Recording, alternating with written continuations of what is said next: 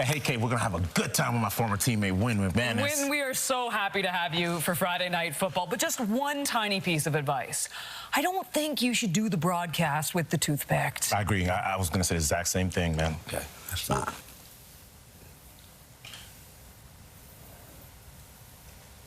How many do you have in there? As many as I need. You still do that, man?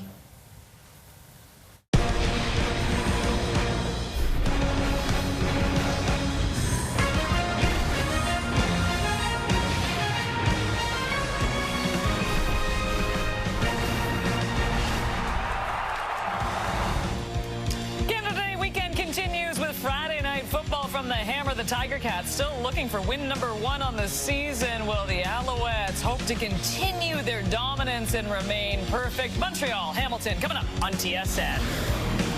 Return of the Mac. That's right. He is back. McLeod Bethel-Thompson at the helm for the Montreal Alouettes.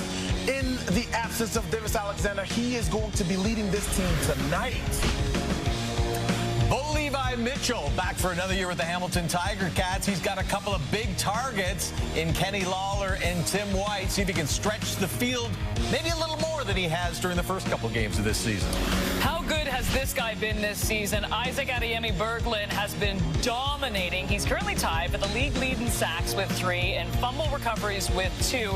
Also in the running for the best face paint in the league right now. A nightmare, to say the least, for opposing quarterbacks. Welcome to Friday Night Football on TSN, everyone. Kate Burness alongside Enoch Mwamba, Dave Naylor, and as we said off the top, we are thrilled to welcome in the one and only Wynton McManus. Wynton, welcome to the panel. Thank you, Kate. Thank you. But you know what? I'm a little blinded right now. Like, did you really have to go? Did you have to bring this? I did have to. It was a must. If I'm honest with you, it's actually prettier in person than we saw on television. Oh, man. I think it's prettier every time I see it.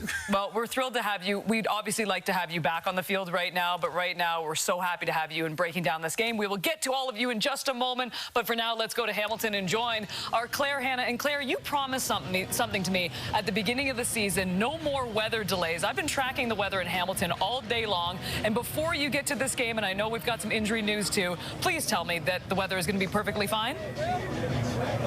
It is perfect, and speaking of perfect, so are the Montreal Alouettes, the only team in the East Division with a perfect record. And on top of being undefeated, Kate, they have not allowed a team, or they've won all their matches by at least 10 points. And a big reason for that is their quarterback, Davis Alexander, but he did not practice all week. He's been sidelined for tonight's game with a hamstring injury, which he sustained last week against Edmonton.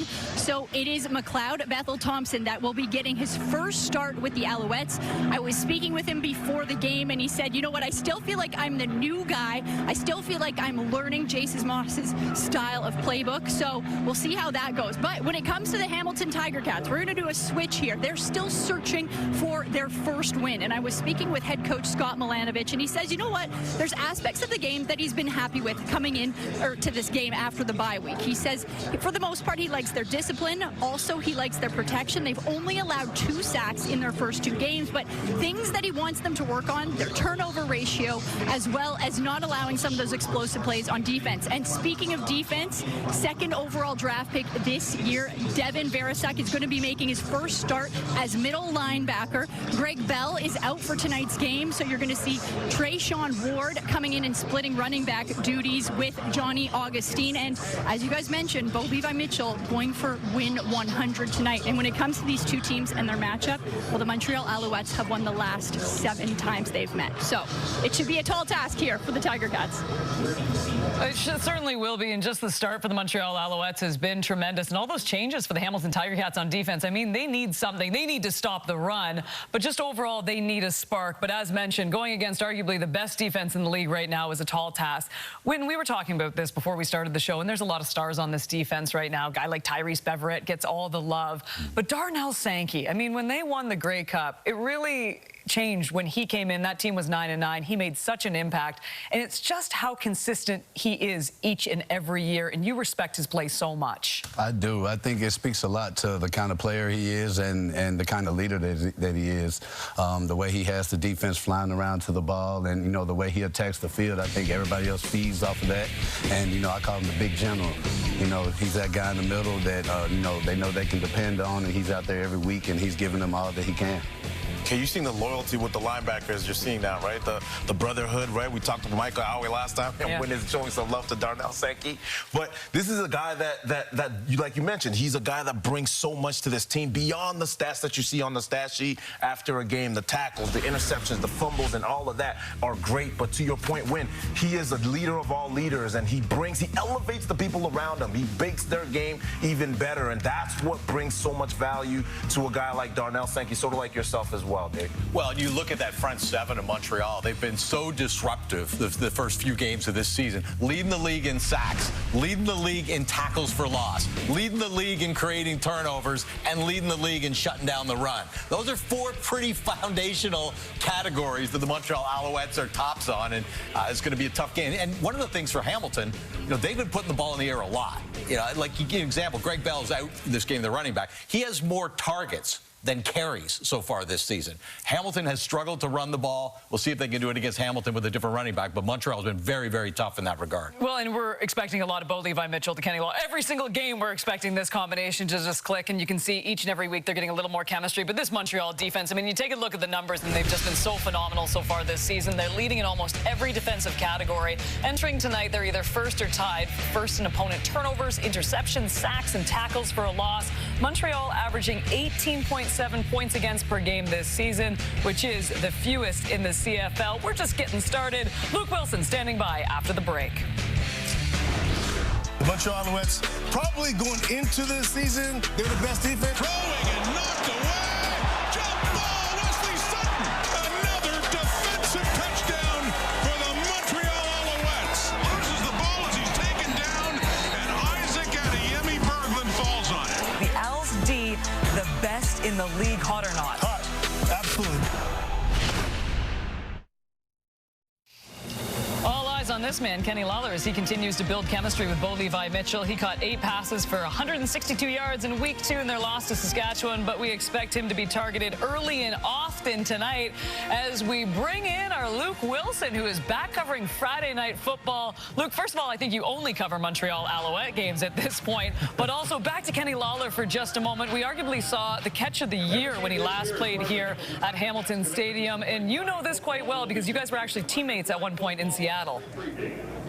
Kate, you nailed it. I had the privilege of playing with this guy when he was real young in Seattle, and he was incredible for us that season. And I'm buzzing the film right now, and he's just gotten better and better and better every year. And I just talked to him about 2 minutes ago on the field. He's locked in right now. He said, I'm going for 200 tonight. You can see he's hungry. I love the way he plays, and I'll say it. I think he's the best wide receiver in the league. You can get mad at me all you want, but he jumps off the film, and you saw it last week.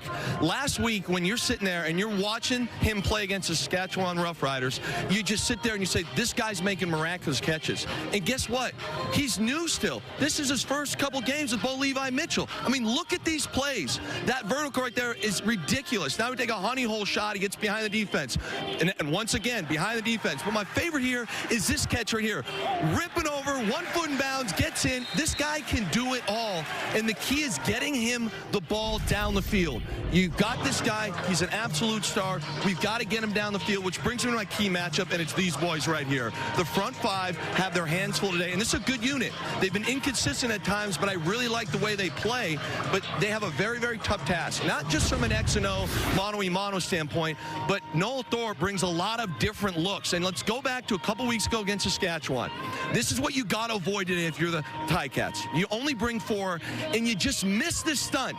Again, you got 5-0 linemen. There's a back chipping, and it's not that Bo Levi gets sacked here, but you can't can't get the ball down the field to Kenny Lawler, which is of the utmost importance. And if you can get that locked in, this will be really, really fascinating, because Bo Levi's veteran enough to realize, hey, I can shift the protection. He doesn't do it here, but I think if you look at this and as the year progresses, he'll be able to come up to the line, shift the protection the other way, and take the good route. It's cover zero. You always want to throw this corner, but to me, the protection just isn't set up well for that corner to be thrown, so he takes a shot, the quick slant. And again, this is a look Noah Thorpe's going to bring all day. It's called 7-up. You have 7 guys on the line, and you generally have 7 blockers for them. But then they'll drop out, and you have to sort this. It's very, very difficult, but it needs to be done to buy Bo Levi Mitchell time. And once again here, you have 7 guys in protection, and 1 D lineman runs the hump, and that hump basically forces the ball to come out quickly. So again, to me, the key matchup, you're a Ticats fan, you got Kenny Lawler, who's an absolute stud. Your front 5 needs to figure out what kind of pressures Noah Thorpe's bringing today on this Alouettes defense, lock it up, give Bo Levi time, and bombs away. I can't wait to see it happen. If he gets comfortable and starts to get a streak going, like we saw at the end of the season last year, you don't want to be that first team that Bo Levi's going to start the streak with. Mitchell, end zone, wide open, got it! Tim White, touchdown, Ticats! Doesn't matter who he's got in the game. He finds who's open, delivers the ball with accuracy. We are seeing vintage Bo right now. Well, Bo Levi Mitchell makes all those passes look oh so easy. We know there is more than meets the eye. Take TV, for example. I'm standing here giving you the information, throwing to the next segment, and there is tons of movement around me, and I have a producer in my ear telling me that I need to wrap up in 10 seconds. To prove my point even more, Davis Sanchez recently caught up with Bo in the latest edition of Chalk Talk. A lot has changed since you came into the league, but one thing that's always been here and we haven't talked a lot about, I want to kind of take the folks inside the helmet, let's say, and talk about the communication between coach and in your headset. Let's say there's 3 different levels of it. There's a coordinator or a coach that would just kind of give you the call, the formation, and then step away and let you do your thing. There's the next one that would live a little more, maybe give you the play, give you some tips before, maybe some tips at the line of scrimmage. Hey, look out for cover 2, look out for cover 4. And then there's the third extreme, which we've heard about, where some coach might even, as far as the quarterback in his drop back, say throw it to 84. Maybe walk us through those 3 examples. The first one being a guy that just gives you kind of the call and the formation. Yes, so I would say Scott is, Milanovic. He is very much give you the call, let you run the play. If he sees something minor, hey, cover 4, hey, man, hey, zone. But he doesn't like to be in your head. He wants you to be able to be in the game. And then at that point, with Scott, for example, that would be it. For the most part, he would let you go up and do your thing from there. Yeah, or maybe like the game management side of it, right? Like, hey, you got 8 seconds on the clock. Like, he's very, quick and precise with his communication. Give us the next one. You don't have to tell me who it is, but let's say an example of a coach that might give you a little more. You get the line of scrimmage, and he's actually, during the play, maybe talking about while the motion is, coverage is, what to look at. Well, I mean, it's not a secret. Dave would be the other guy for me. He is very much talking Calgary. Hands on the button, right? So when I was in Calgary, hands on the button, and he's, hey, here's the play. Hands on the button, meaning it's open the whole time he's talking. He's talking, right? So you've got to have the ability to kind of, hear him and then speak, read coverage, run your play, and be able to do it all. So I remember early on in my career, there was times I took a time count because he's talking, so I'm trying to listen to him, all right, he still wants me to listen to him. And then we would take a time count. He's like, "Oh, you've got to be able to run you can't be listening to me all the time." And I was like, "Not listening to you." All right, so I had to learn that one, but yeah, that's definitely a learning experience, and he has to have that relationship with that quarterback to be able to kind of have that communication at all times. So the last one is the most interesting to me, and I'm certain to everyone. There's coaches that will actually, in your drop back, tell people where to throw the ball, who to throw it to, and when to throw it to. I would think it's almost a cheat code, or do you think it's a detriment? I definitely think it can be. The big one to me is, and Scott does a great job of this. He can tell I'm getting through my reader. Maybe I'm kind of hanging on that back foot because somebody was a little bit late off their waggle. They're a little bit behind. And he can feel the pressure or see the pressure happening, right? And it's, hey, check down. And get to it quick, where it's not necessarily a double move or a huge play, but hey, run. Like there was one time actually in Ottawa last year, I stepped up and I was looking because I wanted to throw this backside ball. And he was like, run. And just ran about 12 yards, slid. You told me to slid. Yeah, got a first down. And he was like, oh, I know you were about to throw that ball, weren't you? And I was like, no. But you can see on film, I was about to throw it. So it's one of those things that definitely helps. I would say it's a cheat code if you trust your guy, right? Like if you trust me and I trust him, it could be beautiful, in sync. My future teammate, former teammate, not on the field, but right here in the booth. Thanks for taking us inside the huddle. I appreciate you, man. Inside the helmet. Inside the helmet. So Bo Levi Mitchell's next victory would be his 100th as a starter, making him the 10th player to reach the milestone and tying him for 9th all-time. Mitchell's next start will be the 143rd of his career. Ron Lancaster holds the record for fewest games to reach 100 victories. Whitten, you have a really unique perspective when it comes to Bo Levi Mitchell. You're playing against him now, but you were his teammate. So we were discussing, but what is the toughest part about playing against Bo? Honestly, I would say the toughest part about playing Bo right now would be that he doesn't throw at me often. But in all seriousness, man, Bo is a great player. He's a great leader. He does a really good job of exposing the weaknesses of the teams and seeing what defenses are lacking there, and, you know, seeing the rotation of the safeties. And, you know, he can make every throw, and he also believes he can make every throw. So I think that, you know, helps him and allows him to have that confidence, and he goes out and shows it. You know, he keeps that gunslinger mentality, and, you know, he doesn't ever think you're going to slow him down, and if he throws a pick, he's going to come back and throw it again, you know. So it's one of those things that, you know, he has a strong mind and he's strong-willed. You know, I think there's a lot of excitement, you know, about this offense and what they were going to be capable of doing this year. And as Luke mentioned, you know, Kenny Lawler's had a great start to the season, but this is a team that's leading the league in passing yards per game. And of the top 25 receivers in the CFL, they have one. Kenny Lawler. Like, he's getting, you know, 40% of the targets. They really haven't been able to stretch the field with Tim White. He's been more of an underneath target. And yeah, I think they got to complement that a little bit, plus the run game. I mean, you can't really play possession game if you can't run the ball with any efficiency, and they haven't so far. We'll see, because they're going to give another running back, Tayshaun Ward, is going to get a shot his first CFL game with Johnny Augustine, and see if they can get a different dynamic. They like Greg Bell a lot, but they just haven't, part of it has been the game scripts with them falling behind, and they haven't really been able to use that to get traction. That's the one thing when I look at this team, Dave, is exactly that, balance and rhythm. And we haven't seen him really get in rhythm. We know what Bo Levi Mitchell can do, and he hasn't really played to his maximum potential, or even how he ended last year. And so when you talk about the balance between this team and the way that they run the ball and how they haven't been able to do that tonight, that's the challenge. And you add on now a Kenny Lawler, a guy who, you know, can literally make any catch on the field. That is the challenge for this team. How is Scott Milanovic going to call the game right now? Are you going to force the ball to Kenny Lawler? That's the danger, right? That's the danger. Exactly. And that's the challenge that they've been having so far. So it's going to be interesting to see exactly what kind of approach they're going to take, especially not having Greg Bell tonight, right? Yeah, and there have been times during their games where the offense doesn't look in sync. And I'll point to the end of the Saskatchewan game. That's a winnable game. I mean, they've got possessions at the end of that game, less than one score game, and they just couldn't move the ball at all. So, yeah, that was a disappointing ending of that game for them. And when you talk about balance and figuring out their rhythm, I think they're going to have to find a way for a Tim White to finally have him involved into the playbook, because you give him a few pitch and catches to the gunslinger like you talked about, who is Bo Levi Mitchell. When he can get the ball in and see a few receptions in and there, that's going to help him kind of get into rhythm. But they have to find a way to get going. And Tim White might be the solution. He might be one guy that doesn't want that to happen. Of course, Sean Oakman, who hopes to see a lot of Bo Levi Mitchell. Here's Oakman standing by with Claire. Sean, I realize it's week 4, but you're still a new member of this team. How have you made sure you fit into the identity of the Alouettes?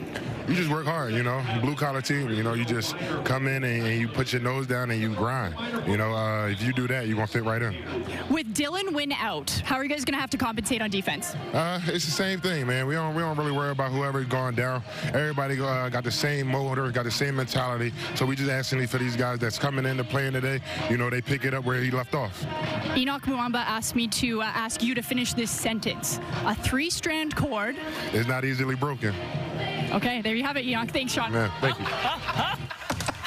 Do you care to explain, Enoch? Oh, it's actually our first championship ring that we all got together with Win McManus. It was actually a saying that Sean Oakman would say all the time. So yeah, you're just trying to prove that you're still friends with everyone in the league. Maybe so. Wait, are you still friends with this guy?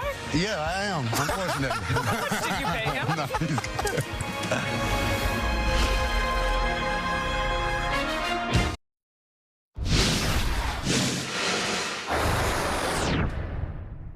Bo Levi Mitchell and Kenny Lawler have been off to a hot start in the Hammer. The only problem is it hasn't sparked any wins. Fresh off their bye, the Ticats will face their toughest test yet, needing a win over the Grey Cup favorites in order to avoid an 0-3 start.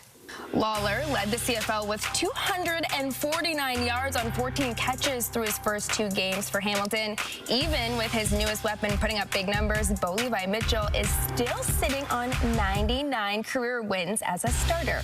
He'll need Lawler to step up again tonight versus a Montreal defense that leads the CFL with 6 interceptions. Montreal has won 7 straight head-to-head meetings versus Hamilton. The Alouettes are 3-0 this season and a perfect 9-0 in the month of June over the last 3 seasons. So even with MBT getting the start, Montreal remains a small favorite at FanDuel. Well, Tiger Cat fans hoping that a bye week will get their team refocused and into the win column tonight. Someone else who is hoping for that same outcome, Tim White, who's standing by with Claire. Tim, over the last couple of seasons, you guys have had some slow starts. Coming off of the bye week, what sense of urgency do you guys have in this game today? It's a high sense of urgency, but it's extremely relaxed. Like, guys seem ready. They seem prepared. We're just excited to get out there and step on the field and do what we do best. With Greg Bell out of the game, how much emphasis also is going to be on your passing game? We're going to run the ball. That's what we're going to do. We believe in the guys that are back there, and when we do throw the ball, it's going to be a show. Thank you. Yep, thank you. Go Tigers.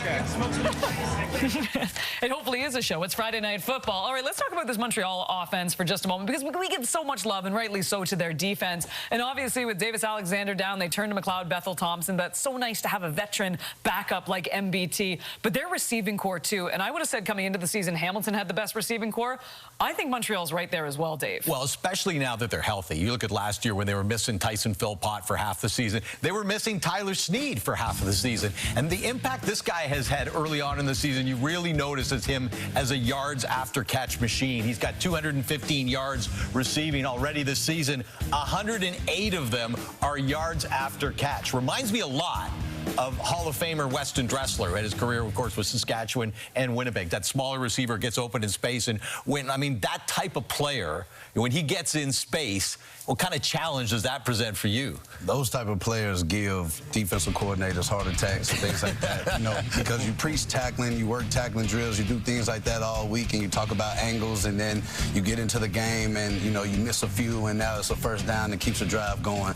So, playing against guys like those, you got to get all 12 hats to the ball. Everybody has to stay in their lanes, and you got to go inside out. You can't just attack them head on and give them a chance to make a move on you and make it easy for them. So you got to attack them inside and, make them go one way. And I love about this offense is the fact that they have a lot of guys that are well-known, like the Max of the world and the Philpotts of the world. But to your point, Dave, you got a Snead and you got a Speaker who's equally another guy that's often forgotten about. But when his number gets called, he will always execute. So this is the type of offense that they have. They have Davis Alexander, who can execute at a high level as well. And then I don't want to talk about it because we talk about him often, but that defense as well to back him up again. Like, it's hard not to talk about it. You know the factor when you're talking on either offense or defense for Montreal that really stands out, and you rhyme off those names, it hits me, the consistency. This is the team that won the Grey Cup 2 years ago. And as we know so often when in the CFL, you win, you can't keep everybody together, but because they were at the very beginning of a rebuilding phase, they have been able to keep this group together, and I think the consistency is a big part of their success. I think it's a situation where, a lot of times you come into each season and teams are trying to find out who they are and figure that out. But I think Montreal has decided who they are and decided who they're going to be. And, for that takes a team a long way. That's that confidence that they're feeding off of right now. Perfect win.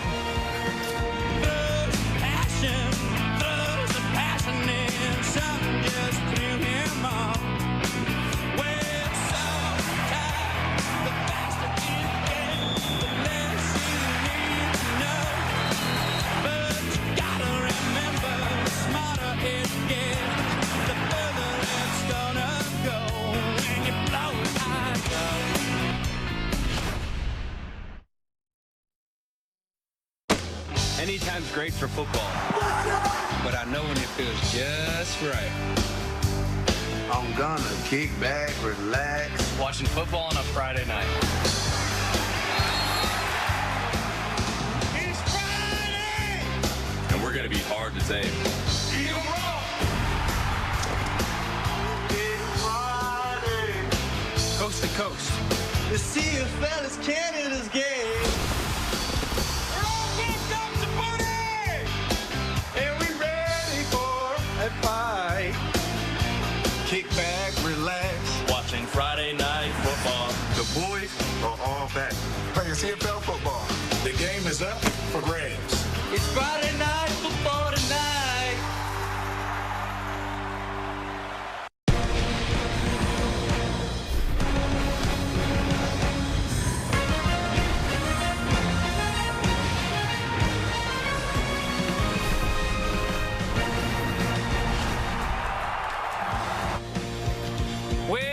Alexander still nursing a hamstring injury. The veteran McLeod Bethel Thompson steps in tonight, making his first start of the season. MBT stepping in last week, going 6 of 8, 77 yards, keeping Montreal undefeated on the season. And speaking of veterans, Bo Levi Mitchell once again putting up impressive numbers, 640 yards passing in just 2 games, but still looking for that elusive first victory. Will it finally be tonight? It is Friday Night Football on TSN. Kate Burness alongside Dave Naylor, Enoch Mwamba, and Wynton McManus. We will get to the singing of Friday Night Football in just a minute. But first, Wynton, look, we've got the dominating Montreal Alouettes rolling into Hamilton, who are looking for their first victory. Can the Ticats make it happen tonight?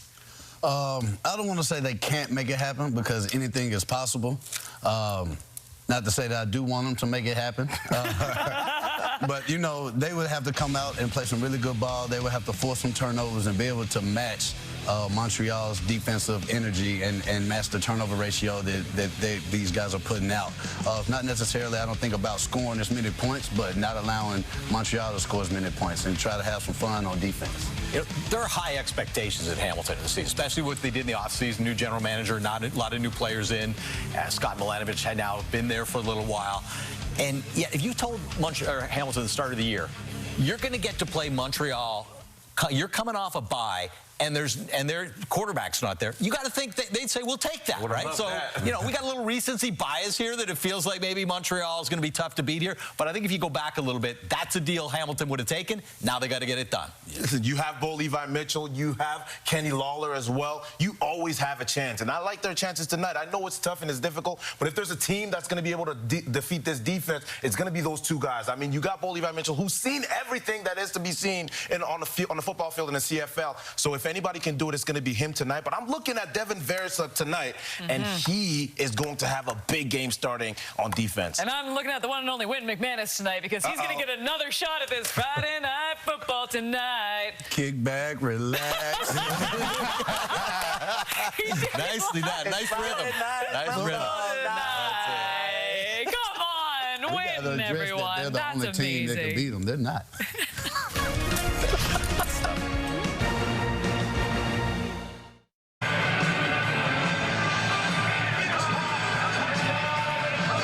So much, Kate, and welcome to the Hammers. The Tiger Cats are looking for their first win of the season, and no better way to do it than against the undefeated Montreal Alouettes. Marshall Ferguson alongside Dwayne Ford, Claire Hanna at field level for us here throughout the evening, and Bo Levi Mitchell. Dwayne, he's had so much success in his CFL career. His winning percentage as a Tiger Cats quarterback, though, not stacking up to his time in Calgary. He's going to try to change that here tonight against a very difficult defense. Yeah, absolutely. As Bo Levi Mitchell continues his quest to become the fastest quarterback in CFL history, to reach 100 victories as a starting quarterback. But more importantly, Marsh, as you alluded to, does not want his Tiger Cats to start this season 0-3, looking for a big win. Meanwhile, on the other sideline, McLeod Bethel Thompson makes his first start as a Montreal Alouette, came over via trade during the offseason from the Edmonton Elks.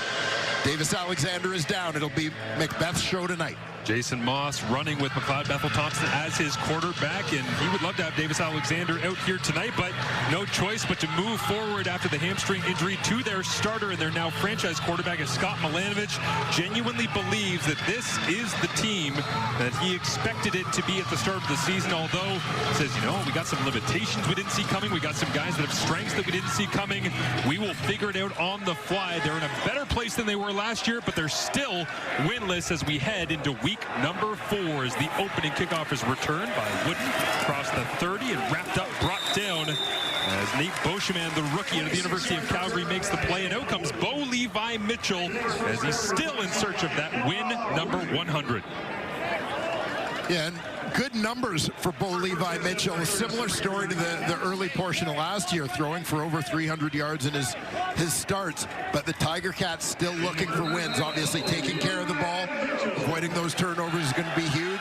As you heard Luke Wilson say in the pregame, Kenny Lawler prime target if they can get the protection against this Montreal front. Greg Bell out tonight with a calf injury. That means Johnny Augustine starts as the running back, but they'll split out wide to begin this ball game. They'll look inside as Anthony Litre gets the puck inside to the 40-yard line. Gain of 3, and the Tiger Cats starting offense. Bit of a different look in that backfield next to Bo. Yeah, and we'll start with that offensive line. Some continuity there. Brandon Revenberg, of course, the leader of that group, perennial all-star in the Canadian Football League. Trayshawn Ward will get the start at running back. We expect to see a little bit of Johnny Augustine, a little bit of Ante Litre as well, with Greg Bell out of the lineup this week.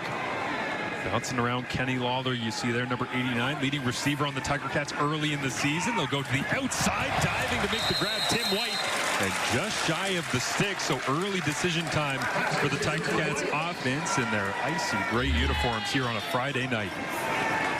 And you see Mitchell getting the ball out of his hands quickly with a free man coming down the pipe. Good recognition by both quarterback and receiver to adjust to that blitz. Scott Milanovich doesn't flinch as he sends off Kenny Lawler and Tim White to the sideline. Checks in a little bit of extra meat, and Ante Litre goes at quarterback on 3rd and 1. Stacked up immediately. Did the Montreal defense get a stop? Stacked it right at the line. No signal to begin. And Isaac Ediemi Berglund right there. Noel Thorpe, defensive coordinator for the Alouettes, had the best look at it.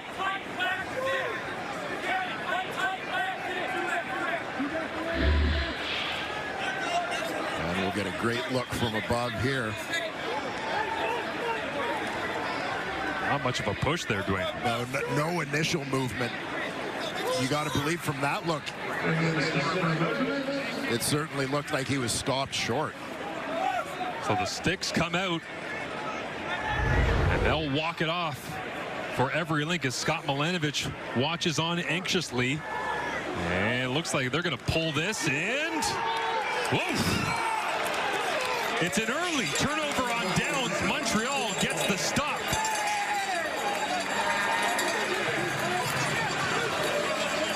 A huge stand for that Montreal defensive line. Front 7 that has been such a story through the first month of the 2025 season. Alouettes defense, second in the CFL, allowing only 18.7 points per game so far. And great starting field position here for McLeod Bethel-Thompson after the front stands tall against Hamilton and forces what's supposed to be an explosive Tiger Cats offense off the field. So Bethel-Thompson at the controls for Davis Alexander, hands it off. Sean Thomas Erlington slides down immediately, and McLeod Bethel-Thompson at the end of last week filling in for Davis Alexander. Had a pretty decent output, but says he missed the momentum at the end of the game, wanted to carry that over into this week. Yeah, you got to recognize for McLeod Bethel-Thompson on a team with a new starting quarterback, for him coming in as a veteran backup, not a ton of reps to be had in training camp, so he's still learning on the fly a little bit. Blitz on from the Tiger Cats, shot over the top as a flag is up as well. Dropped into the bucket there for Charleston Rambo, but Jamal Peters on the spot knocks it away, and let's see what the laundry's all about.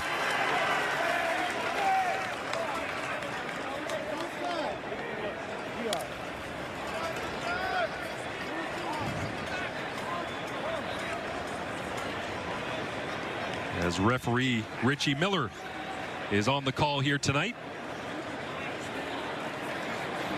Offside, Montreal number 85.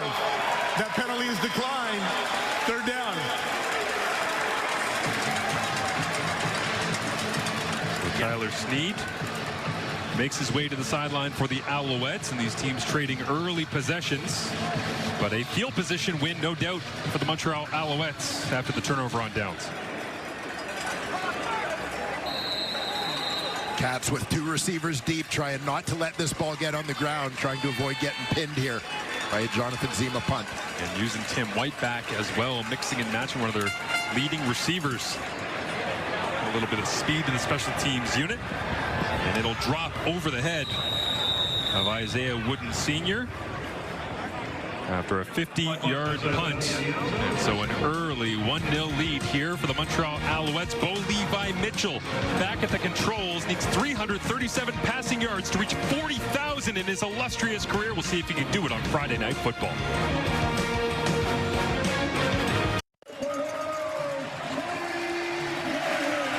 Bo Levi Mitchell back at the helm here and back at home. Last time we saw him, it was before the bye week, which was week 3, and of course back in week number 2.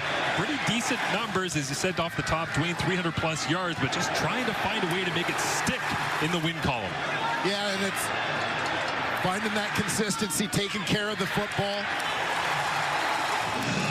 You know, doing a nice job spreading things around. I know much talk about the chemistry with Kenny Lawler. He seems to be finding his way with Tim White, which had been always a question mark through their first couple of years together. Mitchell looks outside quickly this time, connects, and it's an easy completion to Tim White, who steps out of bounds, who leads all Hamilton Tiger Cats receivers with 11 of Bo's 40 touchdowns thrown as a Hamilton Tiger Cats quarterback. Yeah, they get White out wide here. You're going to see nobody near him. Coverage backs off. Good decision by Bo. I know he wants to push that ball deep, but if they're going to give Tim White that kind of space, absolutely take the low-hanging fruit. I'll tell you what, if Lorenzo Burns is going to bail out like that, I bet you have a 300-yard passing night just going to Tim White on little curl routes to the outside. This time, they'll go to the bubble screen, try to get it once again. The White slips down around the 55-yard line, and the Montreal Alouettes starting defense, one of the very best in the Canadian Football League. Yeah, and a guy who has really stood out to me this season, Isaac Adeyemi-Berglund, in his second season with the Alouettes after starting his career in Calgary. He just seems to get better and better. Tyrese Beverette, the former Tiger Cat, has, of course, been a star these last few seasons in Montreal. And keep an eye on that safety spot. Marc-Antoine Dequoy won't always be deep in the middle. They find him at the line of scrimmage, making a nuisance of himself. Likes to wander all over the place, as do many of these Alouettes defenders. And a little double move this time, trying to take it right down the chute. And incomplete, looking for Keandre Smith. The Canadian out of Guelph will force the punt the first time here this evening for the Tiger Cats after their early turnover on downs. Yeah, a couple Alouette defenders near, but looked like Keandre Smith had half a step on them. Bo Levi Mitchell tries to go over the top, right down the middle of the field. Dequoy got turned around a little bit there. Tight window, just unable to connect. Classic Alouettes defense, though. Lining up everybody. Oh, no, actually everyone bailed out. And all of a sudden, Bo is staring down 9 people in coverage, trying to find any little window that he possibly can. That is the chess match here tonight. Hamilton's offense, Montreal's defense. The veteran quarterback against Noel Thorpe, the veteran defensive coordinator, as this will drop down to James Fletcher Jr. And he gets popped immediately. The special teams coverage right there on the spot. Only a 39-yard punt, but trying to find a way as McLeod Bethel Thompson heads back onto the field in 2024 with the Edmonton Elks. 3,700 yards, 24 touchdowns in 16 games. His 24 touchdown passes ranked only second to Bo Levi Mitchell. His 4th year in the Canadian Football League and his first as the full-time starter, but it only took 4 weeks until Davis Alexander was hobbled and heading to the sideline. Yeah, it looked like the sniper got him there. The hamstring went as he was on the rollout. Was moving around on the sidelines through the rest of the game, but obviously the Alouettes having a lead throughout in Edmonton last week. They don't want to take any chances with their starting quarterback, who by the way, is undefeated as a CFL starter. 7-0 to begin as McLeod Bethel-Thompson. His replacement slings it to the outside and quickly chopped down. Trying to get it out there. It was Travis Tice on the edge, but nothing doing as the Hamilton defense makes the big play, and the Montreal starting offense tries to answer now on second down. Yeah, this offensive line, keep an eye on left guard Pierre-Olivier Lestage. This is the guy who sets the tone in terms of physicality for that group. In the receiving corps, Austin Mack out of the lineup this week, which I anticipate will mean a few more looks for Cole Speaker. Gotta think so. To the outside, they go to Speaker on cue as he gets wrapped up and thrown down well short of the sticks. And the Hamilton defensive secondary making plays early on, as well as Devin Verazuk, who flies out from that middle linebacker spot. Second overall pick, getting his first start here tonight in the Hammer. Yes, sir. Bethel-Thompson.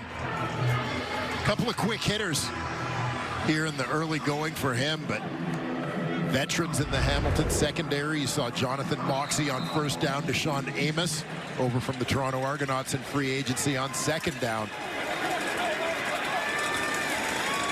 No longer is it a bunch of first and second years in this Hamilton secondary. They've loaded up on veterans, but still trying to find that chemistry as the early season continues, as Hamilton gets possession back. Wood Sr. dances his way around the 45-yard line after a 49-yard punt. Minimal return. Good coverage there from the Montreal Alouettes as the Alouettes 2-0 against the East try to keep that rolling here tonight in the Hammer. There is Scott Milanovich trying to dial it up for the Hamilton Tiger Cats offense. Last in the league with just 49 rushing yards coming into this one. Luke Wilson has an eye on that early. Yeah, you know, I love coming out. You win the coin toss to take the ball. If you're an offensive guy, that's what you want. It just didn't really work out. And I don't think it was necessarily a scheme thing. If you look at the first play here, it was very, very fascinating on what they tried to do.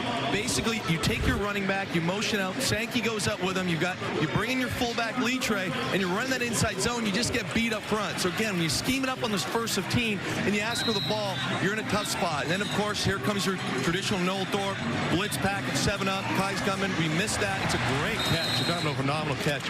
And then a tough 3-and-out here because we can't get the QB sneak with the fullback. I will say, if you look here, Kenny Lawler is the inside slot at the top of your screen. He's taken two guys. It's not double coverage, but they're very, very sensitive to getting beat deep by Kenny. So right now you make that adjustment and you throw underneath all day if they're going to play Kenny Lawler like that. Yeah, absolutely. And Kenny Lawler stacked next to Tim White is one of those packages that was Tiger Cat fans dreaming about in the offseason. Is this time Bo puts it up. Closest receiver would have been Marc-Antoine Dequoy from the Alouettes, but falls incomplete mercifully for the home fans. Well, and this is exactly what we talked about off the top about Marc-Antoine Dequoy. He's a safety by name only. You're going to see him here up at the line of scrimmage. Drops out in coverage. In territory where Bo doesn't necessarily expect to find him. Well, Dequoy has so much range. He sees Litre going to the flats. He doesn't even respect it. That time is now. Pressure comes right down the chute. And was that Dequoy? It was. Bo Levi Mitchell goes down. Only 2 sacks allowed. Tied for best in the league through the first couple of weeks. And that time, Marc-Antoine Dequoy brings down the Tiger Cats quarterback for his 3rd of the season. Yeah, again, Dequoy, a guy capable of wreaking havoc anywhere on the field against opposing offenses. We just saw him in coverage. Now you're going to see him coming on that blitz. Unblocked man. Just good awareness not to be drawn off his feet by a bit of a pump fake there, following through on the tackle. James Fletcher Jr. lets this one drop over his head for the Alouettes, who are 9-0 in June over the past 3 seasons. And speaking of June, scan the QR promo code on screen to get 35. As Dwayne has decided to wear a bunch of Western Mustangs purple in the booth here to celebrate his Canadian University football background. And I decided to respond with a little bit of maroon. I think technically you started the U Sports fashion battle this week. Who wore it better? We'll find out coming up at the beginning of the second quarter. McLeod Bethel-Thompson goes back to work from the 40-yard line here with a 1-1 score. Both these teams looking for offensive points. Just a couple of special team singles early on as Macbeth keeps the rock and now decides to jump over the top. Never afraid of an adventure into the air is McLeod Bethel-Thompson using his legs. Love the play call, love the decision. Here, everybody's going to collapse on the running back, Travis Tice, leaving the outside wide open for McLeod Bethel-Thompson. You expect that to be a Davis Alexander play that maybe isn't on the call sheet with McLeod Bethel-Thompson in. You keep the defense honest by getting that one in early. Great call. Davis Alexander is everyone at home going, what? 6'4", 230, 36 years old? Is that Michael Jordan or McLeod Bethel-Thompson? This time, Bethel-Thompson to the outside, incomplete. Incomplete, looking for Cole Speaker, who was ISO'd up against this Tiger Cats D. And we'll take the opportunity to look at this Hamilton Tiger Cat defense. Casey Sales, of course, the veteran leader of this Tiger Cat defensive line. You mentioned Devin Verisuk, the #2 overall pick in this year's draft, makes his first start as Kyle Wilson was released, so he is the middle linebacker. Jonathan Moxey, we saw him with a big play early. Love the moves the Ticats have made through the offseason that allowed Jonathan Moxey to get back to his natural position of corner as he played nickel much of last year. Blitz coming here from the Tiger Cats. McLeod Bethel-Thompson rips it to the outside. That's complete. Pushed out of bounds. Jonathan Moxey makes sure to spot it for the officials, but Tyler Sneed onto the stat sheet here tonight in week number 4. Yeah, Tyler Sneed continuing to enjoy a big 2025 season. Last seen jumping up and down, waving for the ball on route to the end zone. No receiver's ever done that before.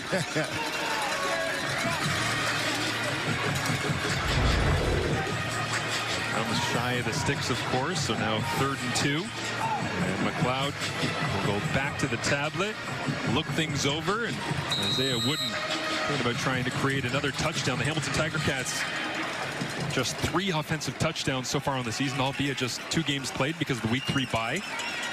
Wooden, the big kick return, week number 1 against the Calgary Stampeders, who have signed Kyle Wilson, the recently released linebacker that Dwayne spoke of just a minute ago. Played a lot of games for the Tiger Cats as Joseph Zima drops this one down inside the 20-yard line and dove onto. That'll be a no yards penalty as the veteran making the smart play, Brandon Dozier right there. The Hamilton Tiger Cats at Bo Levi Mitchell trying to find a victory here at home. Bo Levi Mitchell still looking for win number 100, an attempt to try and make his way into the history books, the quickest to do it ever. Well, this is win number 1 with more on that one. Here's Claire Hanna. Well, when Bo Levi Mitchell first broke into the league, he of course did it in dramatic fashion. Now he was with the Stamps, and he came in for an injured Kevin Glenn. At the time, Calgary was down in a game 24 points. Mitchell led them to their biggest comeback victory in Stamps history at the time. And then he said he kind of blacked out. Now the next week, he was really nervous for his first start against Winnipeg. You know what? He went 29 for 33, 3 touchdown passes, no interceptions. And he said the coolest part of all of this was when he was watching TSN about a week later, and he said, you know what, I saw the list of quarterbacks who had had similar starts. Ryan Dinwiddie was on that list. Well, he says if he's the fastest quarterback to get to 100 wins in the CFL, the cool thing will be thinking of the other pivots on that list, what they went through, and it makes Mitchell respect the careers of guys that might not have had the same film on TV who were pioneers of the CFL game. Yeah, no question. We will, for many years, see Bo listed amongst some of the greats of this league. You know, he also talked about thinking back to how it all began. Wanted to make the most of his career, and knowing the end is coming near, is over the middle. The big man, Giovanni Robinson, makes the grab as Bo, another completion here, looking for that win number 100, and where he stacks up in the history books, reflecting back, remembering so many great times in Calgary and trying to create more of them here in Hamilton. It's certainly an impressive list there. One of them in the building tonight, Anthony Calvillo. It's actually McManus, of course. Hamilton royalty. Great when we had our Zooms this week with Bo Levi Mitchell. Anthony showed up early and on time and said, oh, I'm sorry, guys. And Bo was just like, hey, what's up, AC? Yeah. How you doing, right? It's like one of those genuine CFL moments of legendary quarterbacks just popping in going, hey, how are you? It's good to see you. And this time a flag comes up, but Bo on point. Completes this one once again. Out in front of Burns, Tim White starting to cook a little bit here on a Friday night.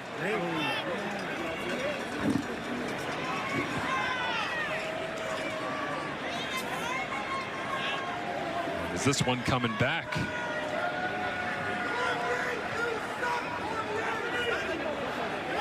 Offside, Hamilton, number 89. 5-yard penalty, remains first down. So one half of the star receiver duo makes the grab, and the other half was offside, taking it back, Kenny Lawler. Well, we're so frequently seeing those two team together into the boundary for the Hamilton Tiger Cats. Tim White feasting early in the short and intermediate passing game as Kenny Lawler continues to draw some deep coverage. Montreal tied for the league in the lead with sacks coming in. This time they can't get home to Bo Levi as Tyrese Beverett flies out from his linebacker position and wraps up the newcomer you highlighted coming into this one, doing Trayshawn Ward, making his way to the starting lineup with Greg Bell out and his first year from Boston College. Yeah, Ward, a guy who finished up his college career at Boston College, but as we have seen so often in the transfer portal era. Wait, guys play more than one school now? Well traveled. 3 stops, Florida State, Kansas State, and a final year at Boston College. Mitchell, 2nd and 12, looks over the top. This one thrown up for grabs. Najee Murray running underneath it. Kenny Lawler, closest receiver, but incomplete. So the connection to Lawler, frustrating early on. You know, they would have circled that matchup early on in the week watching film. And certainly trying to get a look at that big shot, but well recognized, well covered on the play. Veteran versus veteran as Najee Murray is over there for the Owls.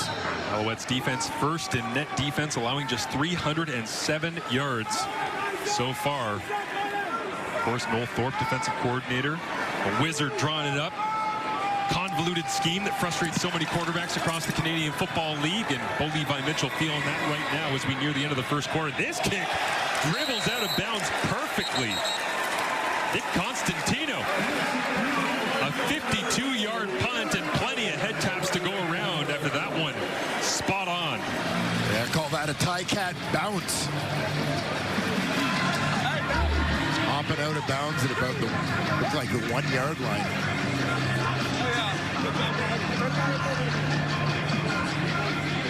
But Constantino, you got to love him taking credit for everything and going, yeah, when I was actually backwards spinning it, it was supposed to kick to the right and go directly out of bounds at the half-yard line. Yeah, I think he'll take it. That's how I drew it up. Clyde Bethel-Thompson with the longest field imaginable. 2:20 remaining in this first quarter. Trying to dance his way around those uprights. The front of the CFL end zone. As Macbeth looks over the top, trying to get a big chunk, immediately rips it, and it is intercepted. Hamilton with great field position after the defense steps up. It's Jamal Peters making the play. You got to bear in mind, once they get into pass mode here, McLeod Bethel-Thompson is working with less than half the field. He's not going to try and throw it through the uprights from where he is, so he's got to go to the boundary side. Watch Julian Hauser getting in his face a little bit. Crushing that pocket. Macbeth knows he's got to put it up, avoid taking that sack, which would be a safety, and Jamal Peters, the veteran corner, 2nd year with the Ticats, former Toronto Argonaut, with a big INT in Alouette territory. Lose your helmet, gain the football. He'll take that trade every single time. 3rd different defensive coordinator since the start of last year. Different schemes. Jamal told us this week, just trying to get used to it. It's part of the business. Embrace it. Just go make plays. So he just did right there. Bo Levi Mitchell once again back to White. Makes one-man miss. And pushed out of bounds as they are going after right now and working over Lorenzo Burns at that boundary corner spot with the conservative stuff. Bo known for going over the top so often. Yeah, we saw him on the last series sort of take that shot, maybe looking to keep the Alouettes honest as they start to creep up a little bit on Tim White, but so far, the most senior of the Ticats receivers. He's been a busy man. Mitchell this time with 4 receivers to begin into the boundary. They'll show run, give run. On first down, nice little pickup that time. The left side of that Tiger Cats offensive line. Bordner, Revenberg, and Woodmansey pushing their way forward with Johnny Augustine toting the rock. Johnny Augustine, one of many free agent signings, following new general manager Ted Govea over from Winnipeg in the offseason. Great to see Ted in the building, by the way. Came over and saw us pregame. Fantastic after he was diagnosed earlier on this offseason with cancer. And we said back in week 1, love to see him back in stadium soon. Awesome to see him come up and visit us in the booth before the game here as Bo Levi Mitchell pumps, looks to his left, gets it incomplete. Running down that left side, it is once again the big man, Johnny Robinson, but it falls out. And was it Jeffrey Canton-Arcou who came up with it? Is it a fumble forced and a fumble recovered for the standout second year from Memphis? It is. Yeah, Giovanni Robinson was hoping that this one made it to the sidelines before the Alouettes were able to get on it. But it looks like Canton-Arcou is able to fall on this ball before he hits the sideline, before the ball hits the sideline. Well, I'm sure they'll take a look at this. Determine, is the right elbow out? Is he out of bounds when he recovers this ball? Canton-Arcou told us this week he was surprised to see how long he had to wait around during the CFL draft. 9th overall selection. As flags come up on the snap deep in their own end. Once again, here are the Alouettes, which is 26 seconds remaining in this first quarter. But that is a man who is going to make a ton of plays regardless of how many opportunities he gets. Procedure, Montreal number 66. Ball be moved half the distance. Remains first down. As that one gets away from Giovanni Robinson, we'll take another look. You saw him punching for the football on the tackle, knocks it loose. Gets on top of it just before going out of bounds. Good call by the officials. But yeah, Jeffrey Canton-Arcou on a per snap basis has got to be one of the most productive defenders in the Canadian Football League. This is a guy who plays slightly more than 50% of the defensive snaps for the Alouettes, but in terms of creating turnovers and pressures, he's been unreal. Tim White hyping up Giovanni Robinson. There is a big-time throw to the outside. Charleston Rambo hauls it in front of Jamal Peters, who just had the interception and is right back on the field after the fumble by Robinson, recovered by Canton-Arcou.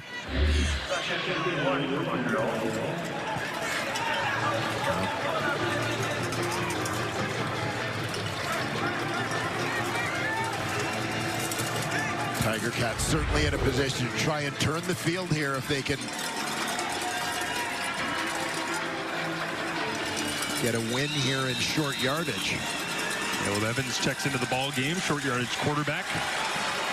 Doesn't matter whether Alexander or Bethel Thompson are in the game. This is the man that pushes forward behind that big Alouettes offensive line, and number 5 leans his way across the line. Needed a full yard. Looks like he got it easily. Mr. Gloucester at the bottom of the pile there. Jacob Mason as well, homecoming, former Marauder, picking himself up off the turf, and Evans heads off after a nice push on the right-hand side. And Caleb Evans has found a nice niche as a backup quarterback, has had success in Montreal when he's had to run the offense, but certainly very consistent in terms of his success rate in short yardage. Well, Bethel Thompson, what should be the final play of the first quarter. Lines up with Stevie Scott III.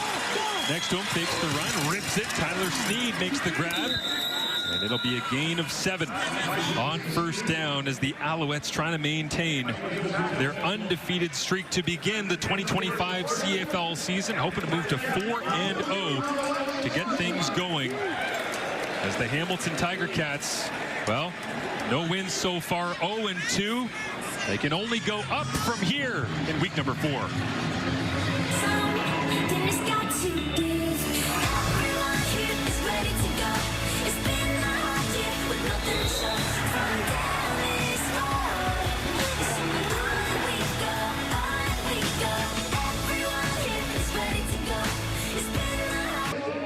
The numbers after 1 quarter of play here in the Hammer. It is hot, and the offenses are not. They are trying to find their way through this one, but a couple of great defenses getting going. Brett Monson, obviously, on the Hamilton side. We haven't really spoken about him, but early on in this season, when he's done a pretty good job with the Tiger Cats trying to shut teams down. They are 0-2. They got to find some way to score points, though, and against this Montreal defense, it's real tough. Yeah, never easy against Montreal. Tim White has been productive. That's been, I think, the biggest positive in the early going for Hamilton, that he and Bo Levi Mitchell are on the same page. But yeah, some tough sledding, but credit the defenses for what they have done through the first 15 minutes of this ballgame. Thoughts on McLeod Bethel Thompson so far? Looks relatively comfortable, certainly, as Caleb Evans opens things up here in the second quarter. Yeah, short yardage situation, but Bethel Thompson moving around a little bit in the pocket. It's certainly with the veteran guy in there. Doesn't seem like Jason Moss and Anthony Calvillo have had any consideration of having to abbreviate the playbook. They reset the game clock here to kick things off in the second quarter. I love the McLeod Bethel Thompson quote on Davis Alexander's injury at the start of the week. And he said, "I prepare like I'm starting every week. Davis is young and spry, so I'm assuming he'll bounce back quickly." Young people tend to do that. They're like superheroes. It's a very, very McLeod Bethel Thompson quote. He said, "But I'm ready to start. I know I'm the backup, but I get my reps in, and away we go." As flags come up on the snap.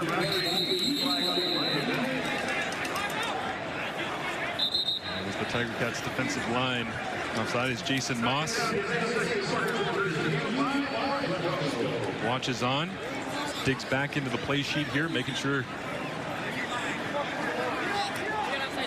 it is offside. First. Hamilton defensive line, 5-yard penalty, first down. It's a big start for the Montreal Alouettes here in 2025 in a variety of different ways. Both sides of the football, as you would expect under Jason Moss and this team. They have never really gotten off to a slow start because he coaches this team hard coming out of training camps. Yeah, he certainly does. Team building big to Jason Moss, and continuity has been a factor in Montreal's success in the early going as well. Eddie Machocha maintaining that core as the general manager. An inside run this time going nowhere for Stevie Scott III. And so Montreal will have second and long coming up. Stevie Scott, you can see Travis Tice and Sean Thomas Erlington all in the lineup in that Montreal backfield. First time this season we've seen all three of those guys dressed. Then collectively taking over for Walter Fletcher, who was released at the end of training camp. Scott with a 6'1", 218 in his second year out of Indiana. As Bethel Thompson rolls away from pressure, looks for Scott and bounces off his back end. It's incomplete. Devin Fairzook right there on coverage in the flats, and Montreal will have to send it away.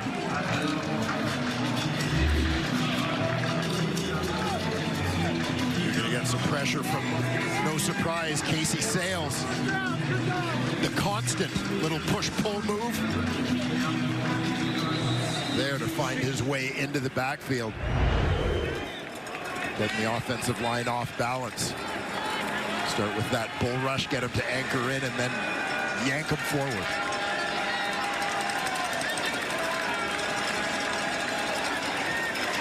Jusima stands back, ready to kick this one away. High spiraling boot, drops into the boundary and out of bounds. Before it bounced inbounds. Levi Mitchell ranking third all-time quarterback win percentage at .704, behind only Doug Flutie and Dave Dickinson, ahead of Warren Moon as well. And looking to improve that here tonight at home as Tiger Cats begin their summer schedule with kids out of school. Illegal kick out of bounds, 10-yard penalty, first down. And get a little bit of extra field position here as well to help.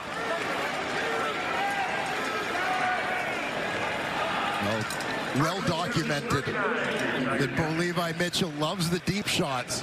We've really only seen him attempt a couple in this ball game. Look for Keandre Smith down the pipe early on. Kenny Lawler a little bit later to the corner.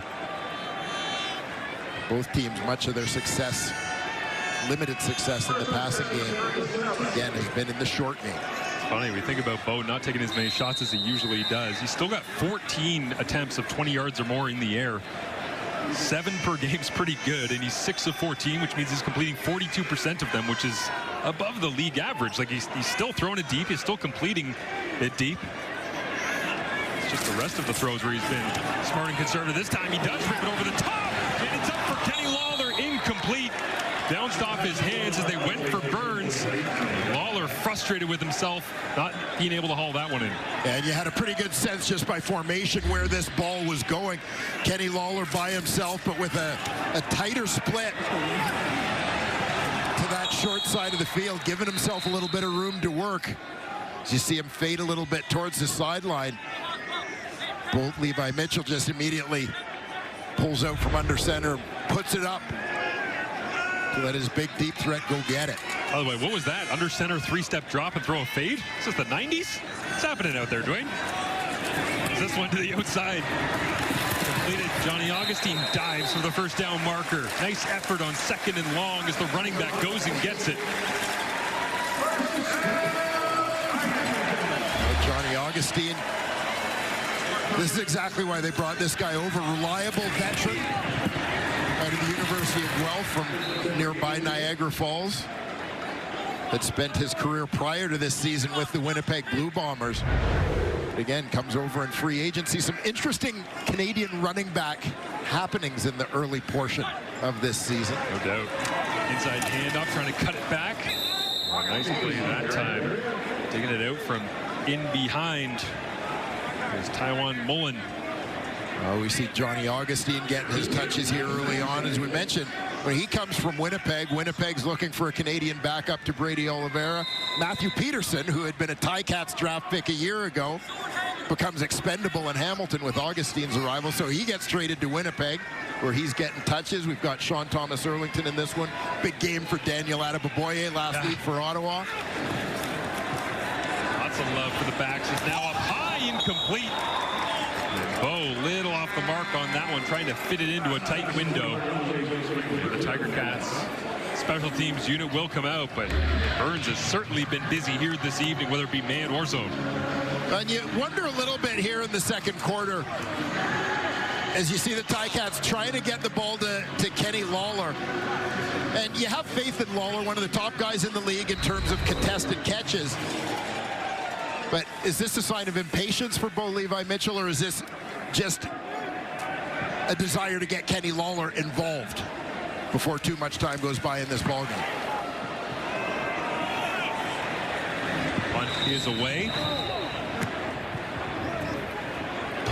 Out of bounds, and Lawler came in with 23 targets for the Hamilton Tiger Cats, leading the team. He's got 3 targets in this one, no catches so far as they try to get him on the same page with Bo.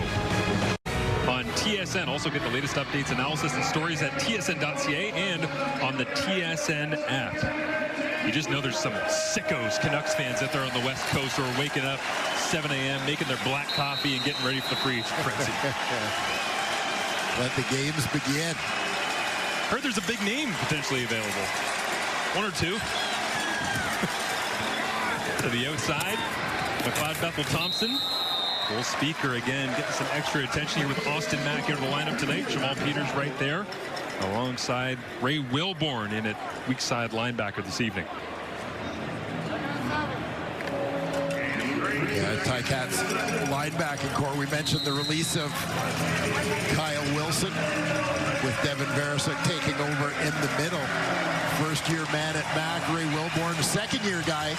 Played a lot of last season as a middle linebacker, but second-year man there. So relying on the experience of the nickel, Brandon Dozier, a lot here. And the secondary as well as it checked down over the middle. Charleston Rambo finds himself in the middle of the traffic.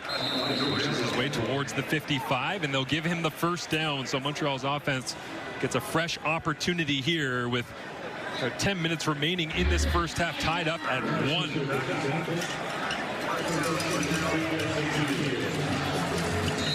Trading places over the offseason. Veteran quarterbacks, McLeod Bethel Thompson and Cody Fajardo.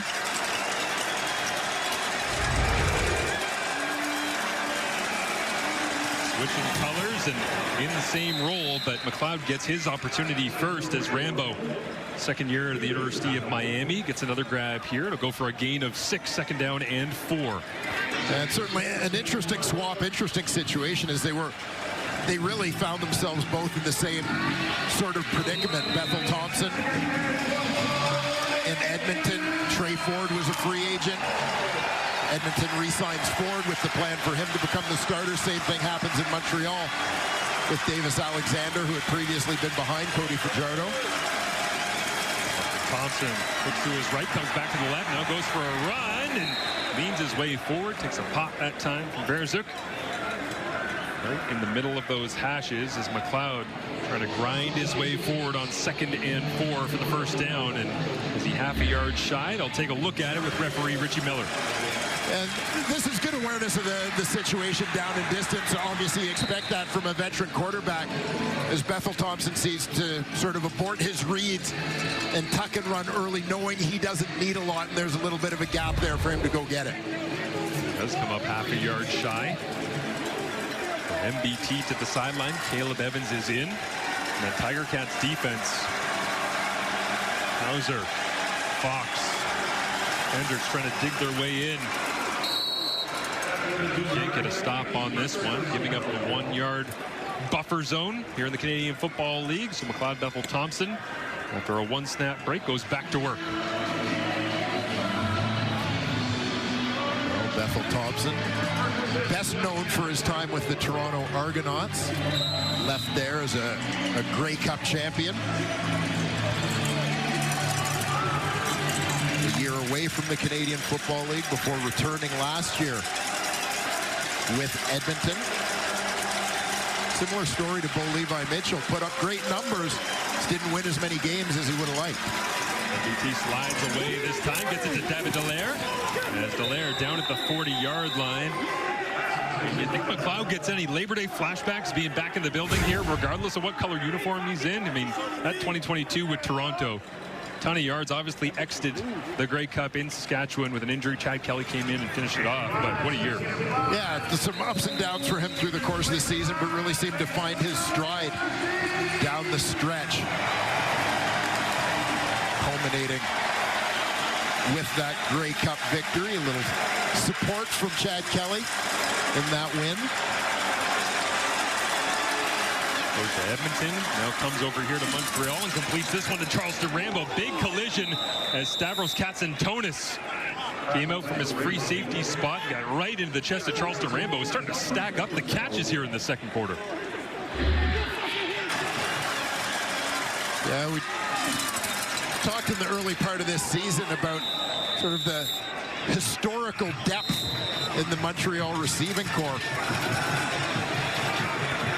We look back over the years, just seems like every time someone goes down, there's, whether it's someone else established coming back from injury or someone new coming into the lineup who's ready to go. McLeod pumps to his right, looks to run, pressure's on. Hamilton's pass rush. Trying to stop this drive short. Julian Hauser coming back to Hamilton after leaving in free agency for Calgary a couple of years ago. Looked fantastic in their preseason home game here. Been a little bit quiet to start the season, but a big play this time. Yeah, Hauser off the right side of your screen. Just redirects, retraces his steps as Bethel Thompson tries to step up in the pocket. 95. It's 100 career games in the Canadian Football League. And brings down McLeod Bethel Thompson, forcing 2nd and 11. Underneath, incomplete. Rolling on the turf. Cole Speaker unable to haul it in. And you see a little look of frustration there from both Speaker and Bethel Thompson. I think Alouettes fans watching this, and even Tiger Cats fans, anybody who's a fan of the CFL going, where's Tyson Philpott early on in this one? I mean, we got 5 minutes left in the first half and no signs of number 6 so far. As Jose Maltos comes in, 9 for 9 so far on field goal attempts. Last 2 games, made 11 in a row since missing his first attempt of the season. He's up around 90% for his career now as Maltos adds another one on and gives Montreal the lead. 4-1, they lead over the Tiger Cats here on Friday Night Football. Kenny Lawler, fantastic start to this season. He loves being a Tiger Cat, but not loving life tonight against this Alouettes defense. Luke Wilson has more. Yeah, Marshall, you know, it's not been the most electric game thus far, obviously, but there is a very cool game of cat and mouse going on right now between the Alouettes defense and Kenny Lawler. And you look at this, they're basically daring Bo Levi to try and throw it there, and it's leaving Tim White underneath. And Tim White's obviously the leading receiver right now, and he's had a very, very nice half. And you keep seeing what's happening. It's a soft zone. It's not double coverage, but they're just saying, do not throw to Kenny D. And they're taking what you're giving them, and I like that. But where you got to stop making mistakes is right here, the patience. If you look right here to the very right of your screen, that's right at the 6 for a first down. But because we have a guy like Kenny Lawler, we still want to push it down there. Again, right now, I think if I'm the Ticats, continue to take what the defense gives you, or just throw running back wheels and get up like that. You know, swing screen, Lou. Yes. You would have loved a swing screen. Get out in front, make a play. No question. Again, I think it goes to show here right now, Bo Levi Mitchell, the offensive coordinator and head coach Milanovic, they just got to take what Montreal is giving them. Don't force the ball down the field. Absolutely. Good stuff from the Hamilton Tiger Cats and Luke Wilson as Johnny Augustine turns on the Jets. And to his point as well about Kenny Lawler and, you know, forcing it in, the rest up until that play, Tim White had more catches than the rest of the Tiger Cats running backs and receivers combined in this one, as we have just a few minutes remaining in this first half. And all of a sudden, Hamilton's offense turning it up a little bit, and back-to-back plays for Johnny Augustine. Yeah, terrific, underrated player is Johnny Augustine, but getting his opportunity tonight, making the most of it. Great job after the catch on the previous play, right here, picking his way through the blocks into second level. Kenny Lawler caving down the Alouettes defense that time as well, making his impact felt in ways that won't show up on the stat sheet here tonight. 1st and 10 from the 14. Bo hands it off, and just stumbling his way through the defense is Augustine, or 27, might have seen 7. May have just clipped the leg of one of his own linemen trying to find his way through the hole here. Looked like Johnny Augustine was off to play dirt, paint dirt. Yeah, just catching the heel there of the big guard Liam Dobson. Goldthorpe trying to dial it up. Last seconds here before the 3-minute warning from the Montreal 9. Hamilton can still get a first down. 2nd and 5, they go to the flats. That's it, diving towards the first down marker. And it looks like Ward will have enough. The Tiger Cats only 7 score zone plays inside the 20-yard line in their first 2 games against Calgary and Saskatchewan. And it's starting to rack them up right now, chipping away, getting closer and closer, as this game does not have any majors as of yet. Well, it's that idea that Luke talked about, taking what's being given to them. The big play isn't there, but underneath stuff, and now making some plays in the run game as well. I mean, this has been very much a running back-centric drive with that last pass in a free release to the flat to Trayshawn Ward. We've hit the 3-minute warning here in the Hammer. Low scoring, but entertaining back and forth, and Hamilton threatening with a major before the half.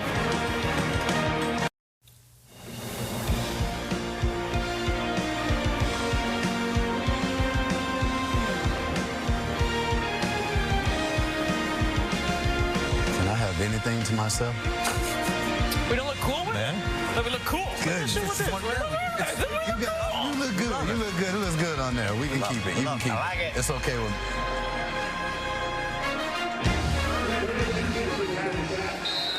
I'm significantly less impressed by them adding the toothpick than I am by Winton adding the suit. That thing is fresh. Who styled that man?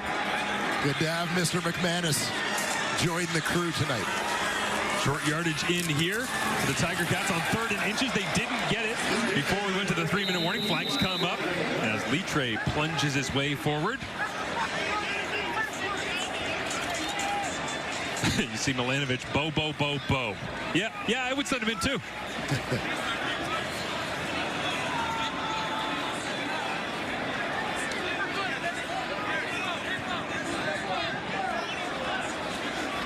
Offside. Montreal number 53. The gain is greater and that penalty is declined. Corey Robinson Jr. Put a finger in the wrong place regardless. Litre obviously got it. Of course, Canton Arcou's right there. He's always there, just like Bev Red on the top of things in short yardage. Roberson, newcomer to this Alouette defense, getting a shot in the lineup tonight with Dylan Wynn on the injured list. Levi Mitchell. 2 touchdowns on the season. They'll hand it off right into a brick wall. My name is Najee Murray. Of all the tacklers that you expect to blow ball carriers backwards, it's not usually 12 coming up. Yeah, tremendous collision here. Looked like Johnny Augustine was on his way.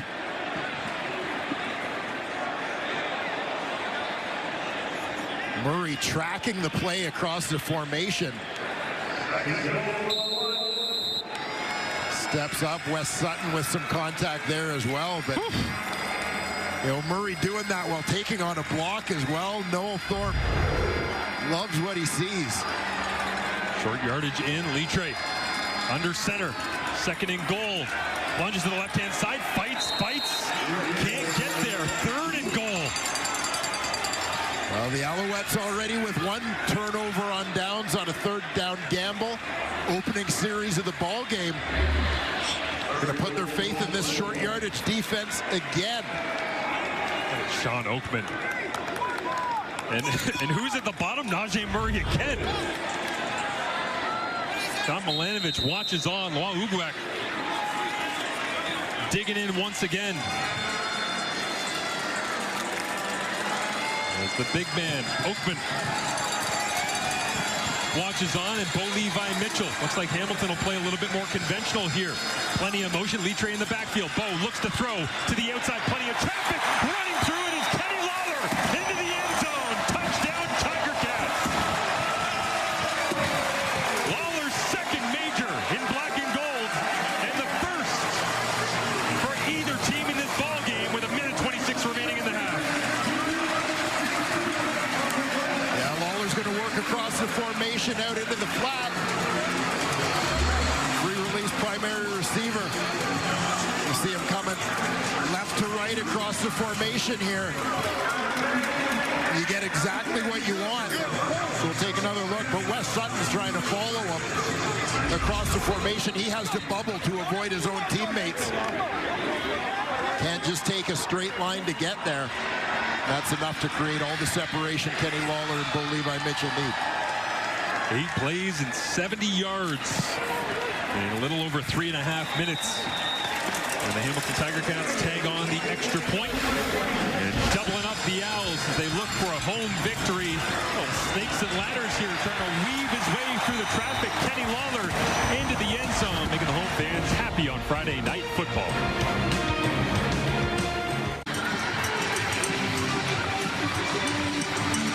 Man of the moment, Kenny Lawler. Ticats had to get a little creative in terms of how they were going to get the ball to their leading receiver. They haven't been able to connect vertically, so they go horizontally. DeAndre Smith wobbled him. He's excited about that touchdown. Went to go high point the rock up there with Kenny Lawler, but Lawler making the big jump in free agency. Big splash for Tagovailoa and the Hamilton Tiger Cats. And making the big play here at the end of the first half. 8-4 as Montreal gets possession. Fletcher Jr. crosses the 30 to the 40. And finally brought down. Battle on special teams continues. And yeah, they made Wesley Sutton go for the long trip all the way around on the Lawler touchdown, Dwayne. Yeah, and this is exactly the way you're using the width of the field. Kenny Lawler is going to start off here. Wesley Sutton, of course, the defender trying to track him as he goes in motion. But watch the path. Circuitous route that Sutton has to take. He can't just take a straight line to get there and meet him in the flat. He's got to avoid all his teammates on his way around. That creates separation, allows Lawler to get that space to be wide open. Montreal begins this possession with 1:16 left in this first half. Tyson Philpott makes the grab. That'll be his first of the ball game, first target as well. And it goes for a gain of 6. Yeah, Philpott, of course, one of the most dynamic receivers in the Canadian Football League. East Division Rookie of the Year back in 2022. Bethel Thompson looks to his left. Tyler Sneed open on the out route. What a great route by the ECU alum that time. Pushed vertical, snapped it off, and was wide open for MBT. Yeah, Tyler Sneed working out of the slot here. Had a great conversation with him this week. He talked a little bit about some of his receiving influences growing up. Guys like Wes Welker, Julian Edelman, Danny Amendola, smaller receivers, but kind of patterned a lot of his game after those guys in terms of just understanding how to get open, find space. But the ECU coaches getting their hands on some Patriots film totally changed his life as Tyson Philpott incomplete in between coverage. Trying to squeeze it in to 6 that time, but plenty of Tiger Cats defenders right there on the spot, including Stavros Katsantonis.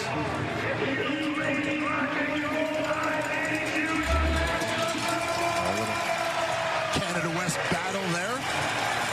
Stavros Katsantonis at the University of British Columbia. Tyson Philpott, former University of Calgary Dino. A little bit of overlap. Start of Philpott's career, end of Katsantonis's. Bethel Thompson, his 61st start, will get wrapped up and thrown down. In the Alouettes backfield, it's Mario Kendricks. Well, Kendricks came into this game leading the Ticats with 2 sacks through the first couple weeks of the season, or first couple games. Right here collects number 3. Nice spin to the inside, working against Donnie Ventrelli. Perhaps the makings of dynamic duo on the inside. Kendricks paired with Casey Sales in the interior of that Cats D-line. They're rolling through with Miles Fox as well. They're suddenly got a strength at defensive tackle paired alongside Sales, who felt like he was a bit of a one-man army at times last year for the Tiger Cats. So Joseph Zima will be called upon to send this low driving boot with a 2-man return back for the Tiger Cats. And caught on the run, Tim White looking for somewhere to escape. And a flag comes down late at the end of the play from the backside. With 16 seconds remaining on a steamy night here in Hamilton. Forecast said there was a major threat of thunderstorms. I'm not gonna jinx it, Dwayne. It looks beautiful right now. That's all. That's all I'm gonna say. It's a gorgeous. Hamilton number 47. Restricted penalty, first down. Back up the Tiger Cats on the return as they were trying to make something out of nothing. Tim White stays on the field right there with Keandre Smith, Antti Litre, Kenny Lawler, Giovanni Robinson in as well, and Johnny Augustine. As these Tiger Cats fans looking for more excitement potentially before the half. With school out for the summer, yeah, we'll put you on TV. Why not? You bring a sign, you get on TV. Is that the rule? Yep. As Hamilton content to carry an 8-4 lead in the half here. It's their first game against the East Division after taking on Calgary and Saskatchewan weeks 1 and 2, buy-in week number 3. So despite being winless and it being early in the season, still plenty of ground to gain, especially against their own division, which, as we know, is all important in the Canadian Football League. Yes, sir. A 4-point game is a 4-point game. But we actually have a 4-point game. There's Kenny Lawler in his second game at home since coming over in free agency. A little coverage over the top, trying to fit it into the windows. A little hand battle there with Burns. Was frustrated with himself on that one. Not an easy start, but makes the major and hopefully sets the tone for the second half here in Hamilton as we send it down to Claire Hanna, who's with Kenny. Kenny, we saw some frustrations on offense earlier in the half. What were the Alouettes defense doing to make life difficult? They wasn't really doing much. I just wasn't executing on the plays that Bo was targeting me. You know, their front, they got a little tricky front. So at the end of the day, like I said, we always got to execute. Well, you found the end zone. How did you get creative on that play? On that play, you know, that's all coach. That's all him. But yeah, no, that's really Johnny touch. That's really Johnny touchdown. I should really be talking to Johnny because yeah, he got us down there. Okay, thank you, Kenny. Thank you. All right, Kate, back to you guys. Claire, you got to respect that. He says he needs to be better, and he gave credit to Johnny Augustine. And Johnny Augustine was really the only story in the first half, back alongside Enoch Mwamba, Wynton McManus, and Dave Naylor. As we break down that first half of football, you know what? We're just not going to sugarcoat this one. Until that touchdown, Dave, we were kind of shaking our heads up here, and Boring. that was difficult to watch at the best of times. Oh, Wynton, that might go viral right there, and I like it. I like it. I like it. I think the bad omen was when the game began with the turnover on downs. Agreed. And from there, these are the first 11 possessions. You ready? Turnover on downs, punt, punt, punt, punt, punt, punt, interception, fumble, punt, punt.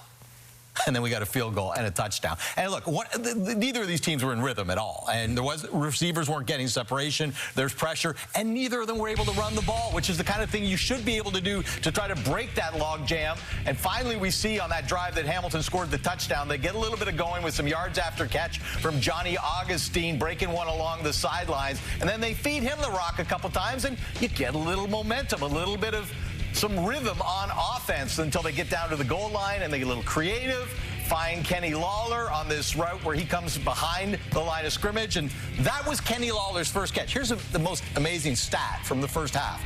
Until that catch, the combined total of catches for Kenny Lawler, Shamar Bridges, and Tyson Philpott, 0. Man. My goodness. Now, here's the good news, too. I'm expecting a dynamite second half. I mean, it can't be worse than that, to be quite honest. Let's talk about another positive, though, Wynton, and that has to be the Montreal defense. And look, you heard Kenny say, like, that front is a little bit tricky. Well, their DBs can be tricky. Their linebackers can be tricky. And Marc-Antoine Duquois, and we haven't said his name that much this season, but he had a couple really nice plays in that first half. Yeah, he does a really good job of making his presence felt anytime he's on the field and making sure the quarterback has to find where he is and where he's going to end up. You see him here on some of these plays here, like looked like he's going to the flat, and then he decides to turn back in, and he could feel that coming and feel that happening behind him. And he's just so instinctive. He's so in tune with what's going to happen. You see him here, he's blitzing. His blitz timing is good, so the O-line can't change. They can't get the pressure to go towards him, and, you know, he just does a really good job at that. And if he continues that, like I said earlier, Hamilton can't trade shots with Montreal's defense. So, you know, they got to find a way to do it. If the Hamilton Tiger Cats want to have a chance, they have to fight fire with fire. They have to. Tonight, really, they've been giving the Hamilton Tiger Cats, the Montreal Alouettes, a dose of their own medicine. They're bringing a lot of pressure, and for whatever reason, Montreal is trying to get prepared for a lot of pressure. You see here, max protection here, only 3 guys in running routes, and you get the interception by Jamal Peters. But the key play here is Hauser right here. One-on-one, because there's no extra protection, he gets right to McLeod Bethel-Thompson. He gets folded like a lawn chair.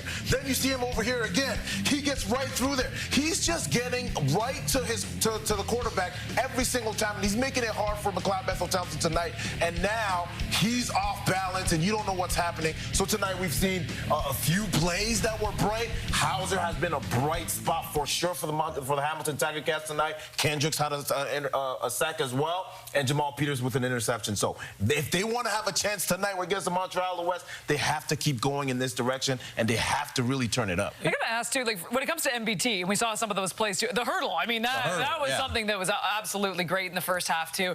Do you have any concern, though, with the way MBT is playing? Like, I get you get Caleb Evans behind you, but you're the backup quarterback. I mean, you need to be in right now. As a team, are you, like, maybe not that aggressive? I mean, when you're a starting quarterback, there's decisions you got to kind of hold back on, and you got to make business decisions. But, hey, he's a backup quarterback right now, and he understands his role, and that's why he's giving it his all. Anything to get a spark. Anything to get a spark. Anything to get some excitement going. So if that's what gets his team going to go out and score some points, that'll be it. I didn't know he has hope like that. Are you talking for us or for the team? Like, something, give us something. Give us something, but man, do it again. Some time to throw in some separation from some receivers. Exactly. That's what they want.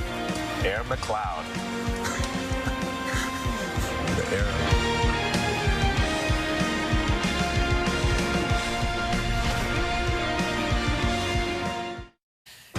Weekend continues in the CFL. On Saturday night, the BC Lions in Regina to take on the Saskatchewan Roughriders. You can see at 7 Eastern, 4 Pacific.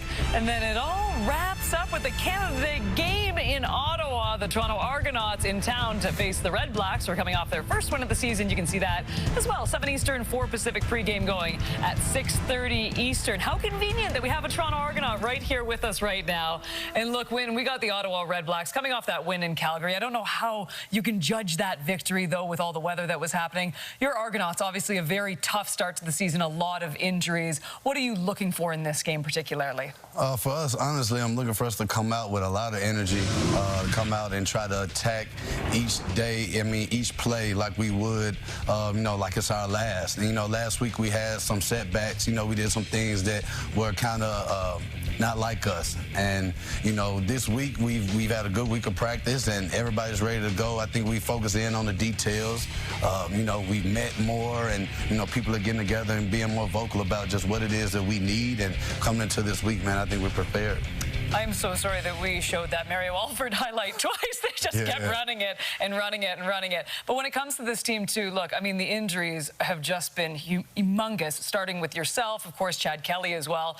I mean, for yourself personally, and you've been speaking about this on set, this is so hard for you just to watch right now, is it not? Yeah, it's difficult. Anytime I'm not out there, I'm a vocal guy, I'm a high-energy guy, and, I kind of feel weird doing all that and not actually being on the field to go out and perform and make some of those things happen. But, I got to try to maintain that. I got to try to be a leader and be the same person every day. But, if y'all have a football in here, somebody's getting tackled. Okay, one thing before we go to break. Are you ready? Let's do it. Let's do it. You ready? To the camera? And that's how we're hoping for the second half of football. 8-4 for the Hamilton Tiger Cats. Back to the Hamilton after this.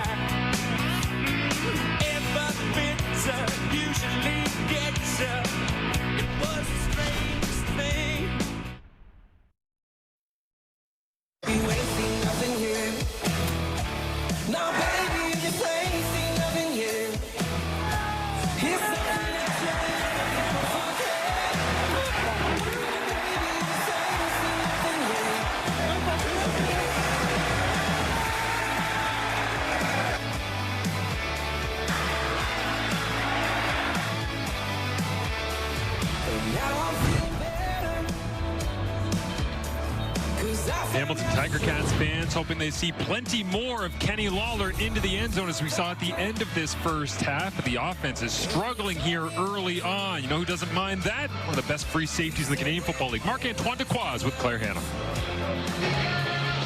Marc-Antoine, we saw you get your 3rd sack of the season in that first half. How have you guys been frustrating the Ticats offense? Oh, it's no frustration. We just got to play football. I mean, they're a good football team. It's not easy to win a football game in this league. So still 30-minute football. You know, anything can happen. And I've been in the league for so long. So just got to grind and finish the game. And it is just a 4-point game. What was the message at half? I mean, just keep playing football. It's a 4-point game. Nothing to be down about, nothing to be sad about. That's how it goes. You never know how a football game is going to turn out. So still got a lot of time and got to play to a level. Merci. Merci beaucoup. Marc-Antoine Dequoy, 5th year in the Canadian football. It feels like he's been in the league for 20. The way he's talking there, he's like, oh, it's an old savvy vet, 5 years in. But Montreal down by 4 as we begin this second half. They will receive after Hamilton won the coin toss and took the football to begin. And James Letcher Jr. burst down the sideline and has his leg chopped out. Otherwise, he was headed towards a major for the Alouettes. Yeah, terrific start on special teams here for the Montreal Alouettes. And it's the kicker, Mark Leggio, with perhaps a touchdown-saving tackle. Just clipping the heels of the Alouette returner. Didn't even chop out the legs, just grazed the heel. A tackle's a tackle. 38-yard return for James Letcher Jr. Great starting field position here for Montreal. Play action, flip it to the outside. Tyler Snead trying to stay on his feet, but Ray Wilborn right there. McLeod Bethel-Thompson in that first half. Extremely similar to Bo Levi Mitchell. Both been using their legs a little bit, flipping the hips and trying to find receivers in space. Yeah, just some tough slugging trying to get the ball down the field. But Bethel-Thompson spreading the ball around. Ultimately getting all his receivers involved. We see them move the pocket a little bit. Nice acrobatic run there early on, demonstrating that he doesn't mind taking off with the rock. 36-year-old Bethel-Thompson to the outside here. Tyler Snead gets another gain, makes him in, miss. Katsantonis left in the dust that time by the quick feet of Snead, and it's good for an Alouettes first down. Yeah, it's just so great to see Tyler Snead back doing his thing this year after battling a foot injury that kept him out much of last season. Nice escape move here, working back to the football. Misdirecting on the defender. Brandon Dozier. Snead said he doesn't think about the foot that he broke in multiple places when he's playing football. It's when he's walking on a hardwood floor at home. That's when he remembers exactly what happened to him as Charleston Rambo on 1st and 10 will get a gain of 13 yards and move the chains once again for the Owls. And those yards after the catch, serving the Alouettes well here to start this third quarter. Snead then Rambo, watch 14 coming out of the backfield. Two receivers work from weak to strong in that formation. Snead stays in to protect. Rambo picking up the screen, couple blocks there from his fellow receivers, allow him to move the sticks. All of a sudden, McLeod Bethel-Thompson crosses 100 yards up to 115 on this drive as he looks to the outside. Cole Speaker, this one hangs up, and Cole just couldn't find it. One-on-one coverage supplied by Jonathan Moxey. Cole Speaker, Montreal's leading receiver. Last year, as various players were in and out of the lineup. Tyson Philpott, of course, missing half the season a year ago. Big play for the Alouettes offense here. Dwayne haven't been able to score a touchdown so far in the ball game with 2nd and 10 from the Hamilton 17-yard line.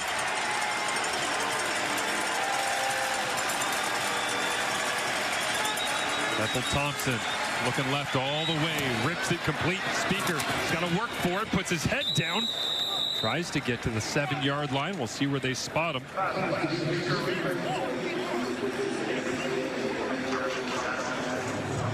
Another good hard run after the catch. Cole Speaker determined to get to that first down marker. Just lowers the shoulders, going into contact there. Jamal Peters and Ray Wilborn. A linebacker and a massive defensive back. He had to try and fight his way through.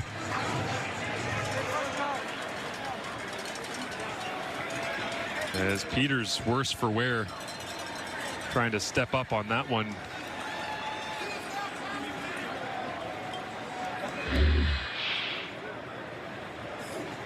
It looked like he was favoring that left arm a little bit, that maybe got caught awkwardly underneath him.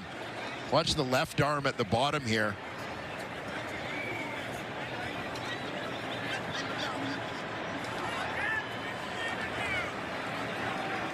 I wonder if he might have jarred that shoulder, right shoulder, the way he landed. Yeah, Jamal Peters told us this week what he was so impressed about with this Montreal offense is they play as one. So you can't really lean on a singular star, one style of play, a ton of tendencies.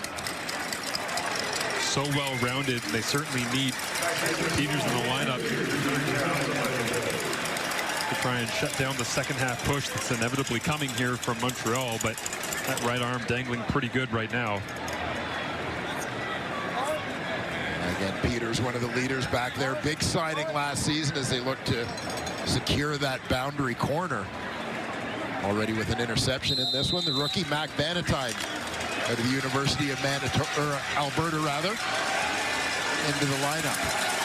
So they shuffle the deck on the back end here. Bannatyne goes to the field corner. McLeod-Bethel-Thompson rolls that direction. Will challenge him right away. Throw it underneath. Big hit. Flying up to help Deshaun Amos, the former Toronto Argonaut.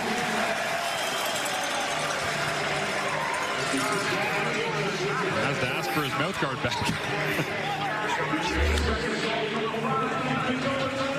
There's Deshaun Amos. He's playing the field halfback spot. Big year for him with the Argos last season. You see him playing at depth and coming up with ill intentions. Thompson on second and goal, looks to his right, throws it low and away, incomplete. Charleston Rambo, the intended receiver, and Destin Talbot. They're in coverage to knock it away, so the Hamilton Tiger Cats defense holds despite losing Jamal Peters on that drive after a really promising drive from the Alouettes. Yeah, back-to-back plays from the Ticat halfbacks. Talbot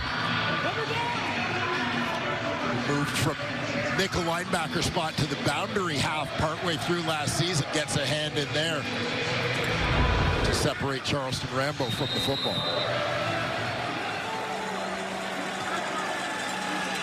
Jose Malto steps up, trying to close the gap. Joseph Zima is his holder and hammers that one through as you would expect. We have a one-point football game once again. Hamilton and Montreal. Bo Levi Mitchell in possession of the rock when we return to Hamilton.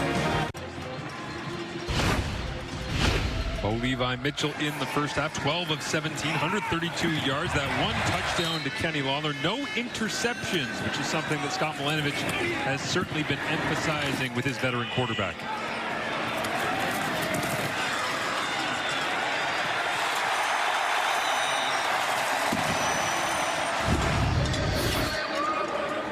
That first half with a little bit of momentum.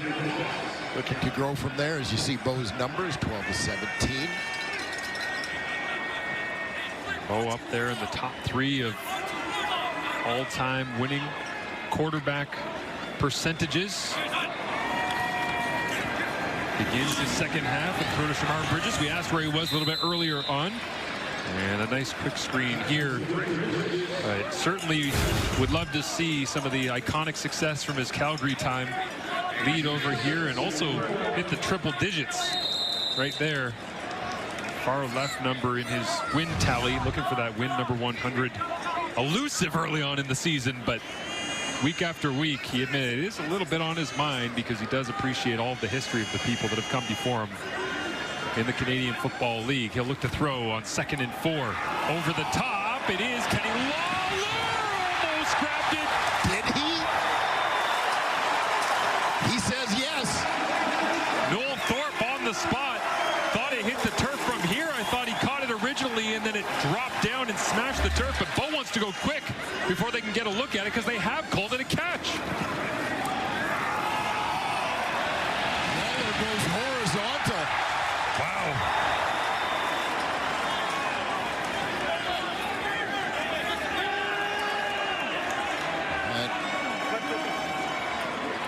You know, I don't like that angle because it kind of ruined the moment for him. But you can see clearly there an incomplete pass. Outstanding effort from Kenny Lawler. It'll be third down. He almost caught the end of the football and found a way to get his hands underneath it. He caught the back end of the football, which is the most awkward way to try and grab that thing. Yeah, it almost looked at full speed as if he knew he didn't have a great grip on it, kind of tried to reset his hands and get underneath it. But didn't have enough time to do so before hitting the ground. Substitutions here late for the Hamilton Tiger Cats punting unit that has to come out after the incompletion, now officially ruled on 2nd down and 4. As Constantino gets set to send this one away. Well, James Letcher Jr. already with an electric kickoff return to open this second half.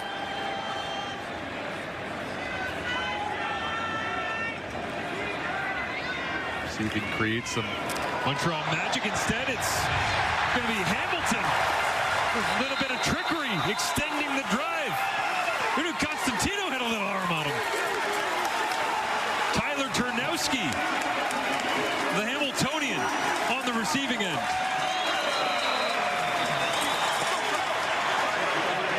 Well-timed call fake here.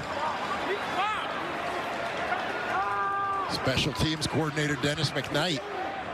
And with a flag down, you just wonder whether or not they lined up properly on the fake as well.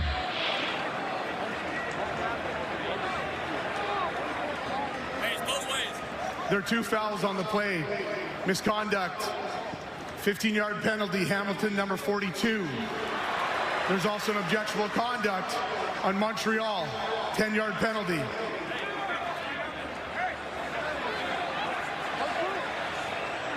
So offsetting, but no worse for wear, as Hamilton, as their special teams unit, finds a way to extend the drive. Yeah, great execution there.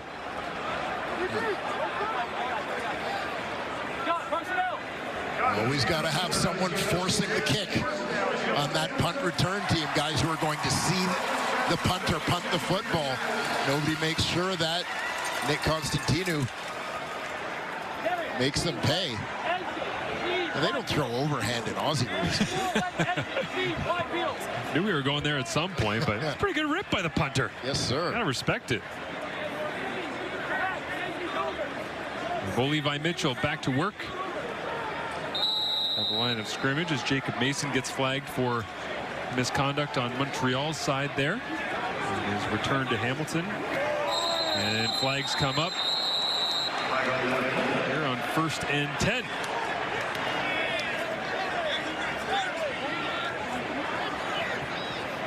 Procedure, Hamilton number 61. 5-yard penalty, remains first down. Dumoulin Duguay listed as the backup center here, 6th offensive lineman. Makes his way back to the sidelines after costing the team a handful of yards. Yeah, you hate to see that when you're Scott Milanovic. You've got the momentum after the successful special teams fake. Go from 1st and 10 to 1st and 15. Chasing the sticks a little bit. 4-man rush from Montreal. Open once again is Tim White as he gets sandwiched. Darnell Sankey running all the way to the sideline. Tyrell Richards, former 1st overall pick as well, in on the play, but White adds to his tally on the evening, and Bo with an easy completion. Yeah, same thing. Tim White been working those flats and quick outs all evening. And I wonder if the Alouettes practice ripping the football out. Sutton ripped at it, Sankey ripped at it, Burns ripped at it. I don't know how White held on to that thing, but they are all about trying to create those turnovers. They talk openly as a defense about wanting to get the ball and score themselves. 2nd and 3, pressure on. Lawler makes the grab, moves the chains, looking for more, gets wrapped up along that sideline. Wesley Sutton in his 5th year to Northern Arizona makes the play, but Lawler gives the Tiger Cats another first down. Lawler out wide to the left. Sutton playing inside leverage as Lawler runs the quick out. Making for an easy completion from Levi Mitchell. Hamilton Tiger Cats offense in a rhythm right now. As we reach the midway point of this third quarter in week number 4, Canada Day weekend.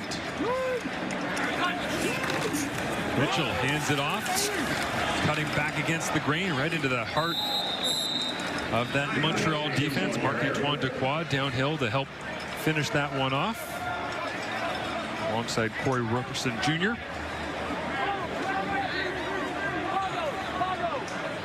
It's a gain of 3 yards on the play. 2nd and 7 left here for Mitchell. This was the down and distance that Scott Milanovich said he wanted to see Bo Levi really execute in coming out of the bye week. Said he missed a couple of plays, a couple of reads in 2nd and medium. Needs a little bit more from his veteran quarterback. Mitchell steps forward, underneath, and to the outside. Lawler's catch radius on full display that time. Spots it just a little bit shy.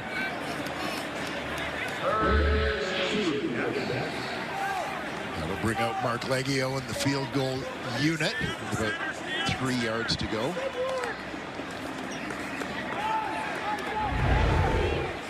Leggio coming in 6 for 6. One of 2 kickers yet to miss a field goal attempt this season. This one comes from 37 yards away. Has 21 successive field goals. CFL's longest entering week number 4. He's also taken over as the Tiger Cats all-time field goal percentage leader at 89.1%. Well, bump that up a few percentage points as the kids are into it. And the Tiger Cats extend their lead with 6 minutes remaining in the third quarter. The CONCACAF Gold Cup continues Sunday as Canada plays Guatemala in the quarterfinals. Coverage gets underway at 3:30 Eastern, 12:30 Pacific on TSN.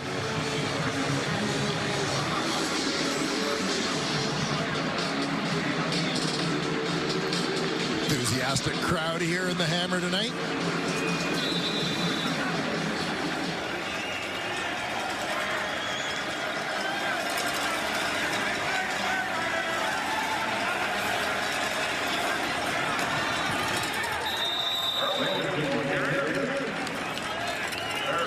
As they grind their way into the middle of that defense, led tonight by Devin Verzuk, coming in 2nd overall pick. Great athletic ability. First couple of weeks, he's in training camp. Asked head coach Scott Milanovich, hey, what do you think of me? He goes, listen, it's pretty good. He's like, that's all I can say, okay? You guys will find out, okay? The more you watch him, you'll find out. But, oh, I'm not going to bump his ego. I'm just going to say, pretty good player. There's a reason we took him 2nd overall. Seeing that here as he gets to start at middle linebacker. Todd Bethel Thompson throws it to the outside. Sean Thomas Erlington couldn't fall underneath. It's a quick flip of possession after Montreal can't convert. I'll credit the job that Hamilton has done against the Montreal run game here tonight. Keeping the Alouettes in those 2nd and long situations. As you can see, making life difficult there for McLeod, Bethel, Thompson and company.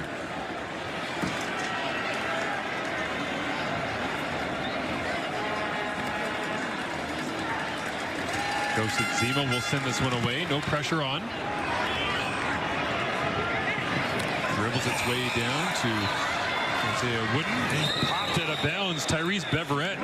Haven't said his name much on defense here tonight, but all over the place on special teams as usual. Sean Thomas Erlington, sturdy hands, but arms just not long enough. 11-7, Hamilton leads.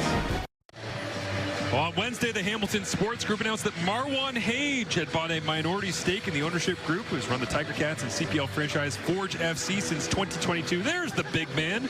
That man, the middle of the Tiger Cats offensive line, over a 10-year career, taken out of the 2nd round, 2004, at the University of Colorado. But stellar career, even better person, and a very successful businessman, which means he can be involved in the ownership group. Yes, absolutely.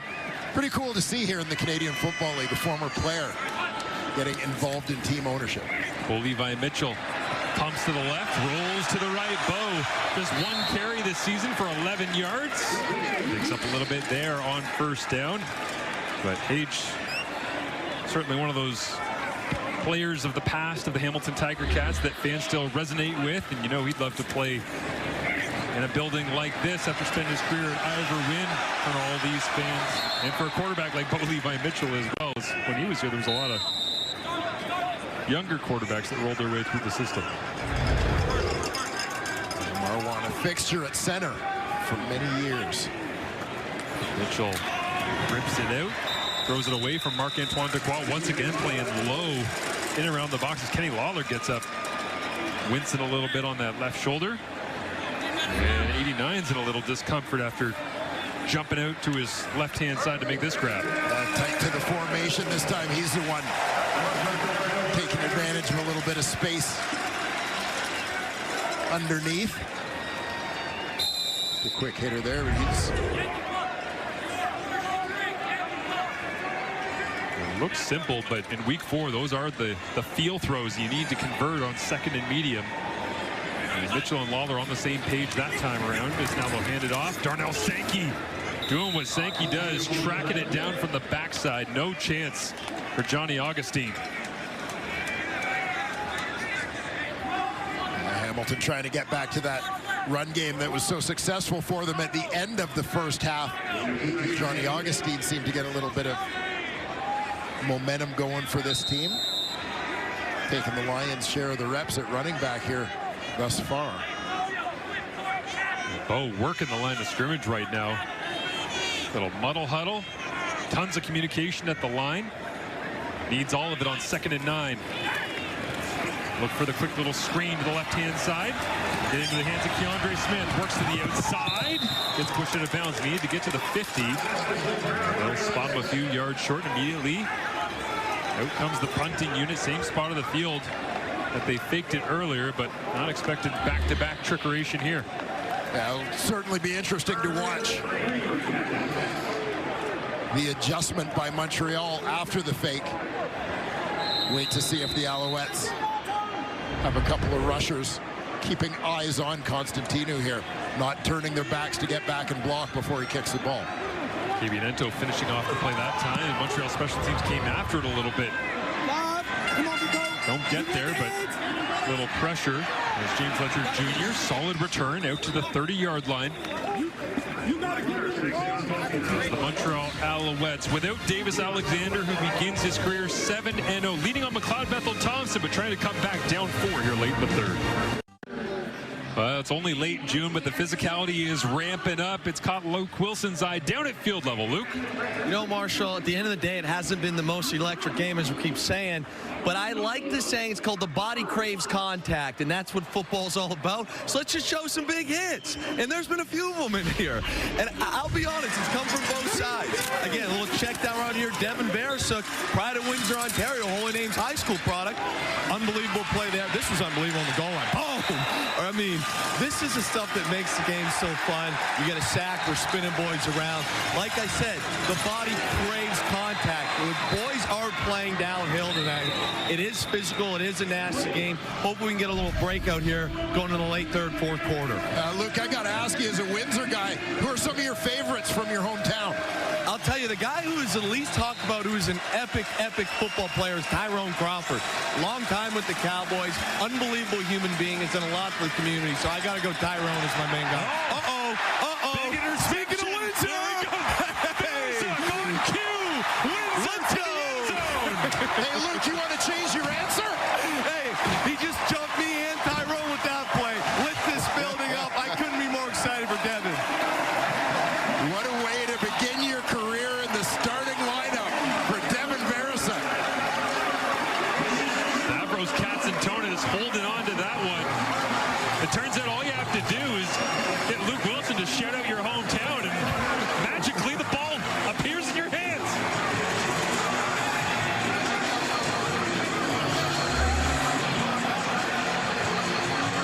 Well, take a look here.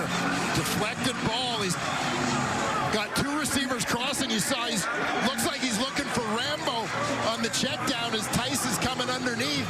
Throws up an arm and pops that ball up in the air. Devin Beresuk says, thank you very much. Almost reminds me of an old clip I saw of Bill Belichick one of those Patriots documentaries. The rare time they let a camera in the building where he said, you see this? You see how excited we are for each other? That's how I know you guys actually like each other. Look at the veteran, Deshaun Amos, skipping to the end zone to go celebrate with the rookie, the second overall pick. You see Stavros Katsantonis making sure he picks up the football. No, we got to keep this. It's his first career major. Look at him hugging coming off the sideline from Casey Sales. This is our awesome moment for Devin Barasek and the Tiger Cat defense.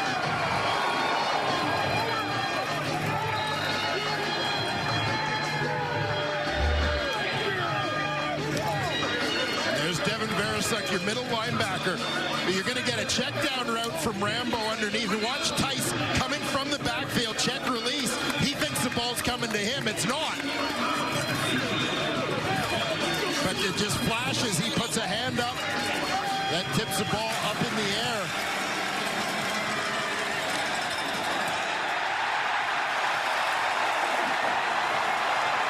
Devin Barasek, right place, right time.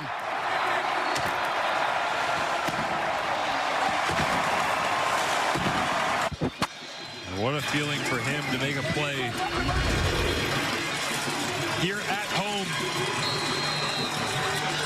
in primetime. Friday night football, under the lights, professional ball with the Canadian flag on his uniform on Canada Day weekend.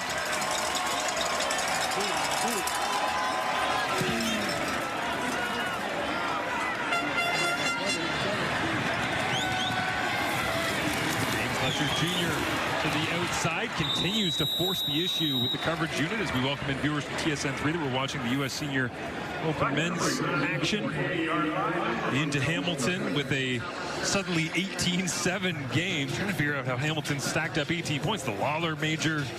You got Barasek into the end zone. Tag on a couple of special teams points here and there.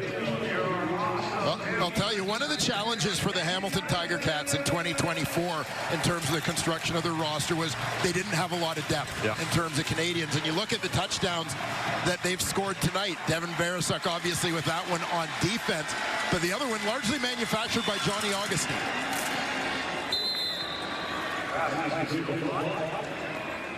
Lacey Philpott makes the grab there as Montreal gains a little momentum. But you're right, like the moving pieces and bringing over Canadians and free agency and Ted Gavaya's effect as well on this roster and trying to change things up and add to the depth and the top end talent.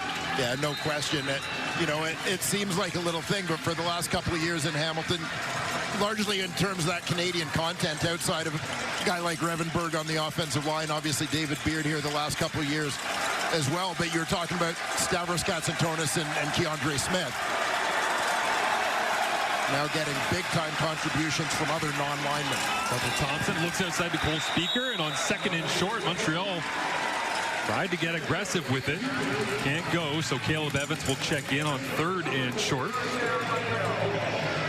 As the Alouettes, undefeated to begin this season, and headed towards the fourth quarter with what will be a deficit. One of the big things, and we talked about it down the stretch last year about the Montreal Alouettes, they're a team you don't want to fall behind.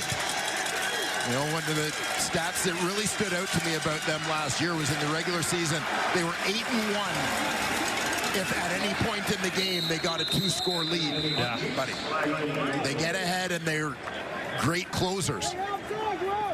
Well, you could tell as the flag comes up here in short yardage and Caleb Evans makes his way off the sideline that Scott Milanovic understands so well, as Evans will actually stay in on the snap. What the Montreal Alouettes are about, he said this week. Great scheme, confuse the quarterback. Jason does a great job showing the guys how to play hard. They hit the waggle hard. They climb on defensive backs. They snap out of their breaks. And then he just simplifies and goes, okay, guys, here's the thing. Team makes a single mistake, they pounce, all of a sudden you're down 17. There are two offsetting penalties on this play. We have offside on offense and offside on defense. Replay third down. We'll redo the last play, but to Milanovic's point, they've been able to avoid the make the mistake, get pounced on, be down 17. They've survived here into the fourth quarter. If you're not in the game, if you're not within a single score, a 2-score game, a 10-point game with Montreal headed to the fourth, it's really hard to try and come back on that. Yeah, I mean, it is not surprising when you know Jason Moss that his team has great killer instinct. Caleb Evans pushes forward. Devin Fairsook right there in the middle, trying to turn him around. There's one more play remaining here in this third quarter. 18-7. Hamilton with the lead, and they do pick up the first down.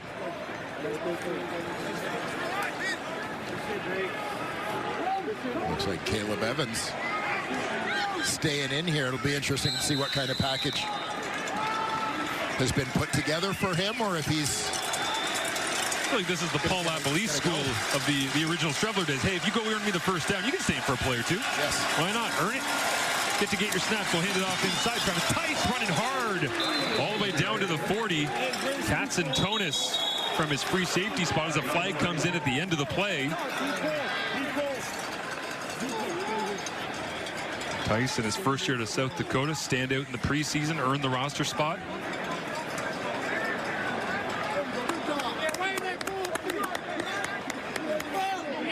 Down by 11 points. We'll start at the flag on the other side, but the Alouettes trying to climb their way back into this one.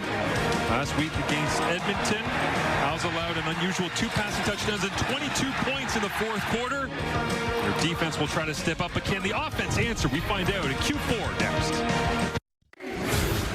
The numbers after 3 quarters of play here in the Hammer. You see the net yards for the Hamilton Tiger Cats significantly higher than the Montreal Alouettes have allowed throughout this early season. It's a well-rounded effort from the Alouettes that has got them to the win column 3 times already through 3 weeks. What does Hamilton have to do to close the door and finish this one off, Dwayne? Yeah, it sounds so basic, but I mean, continue what they have been doing, limiting the Alouettes on first down, force them into second and long, a little bit of pressure, make MBT get the ball out of his hands more quickly than he wants. So often receivers aren't able to get to first down depth if there's a little bit of pressure getting after him.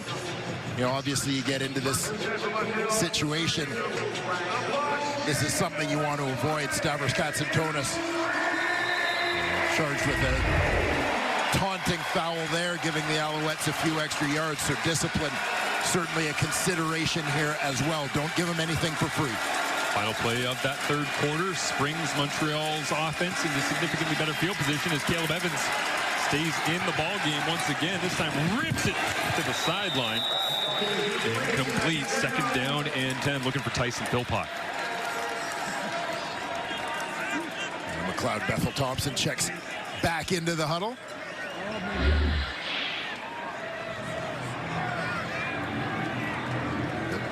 Certainly a quiet night so far for Tyson Philpott, one of the go-to guys in this Alouette offense.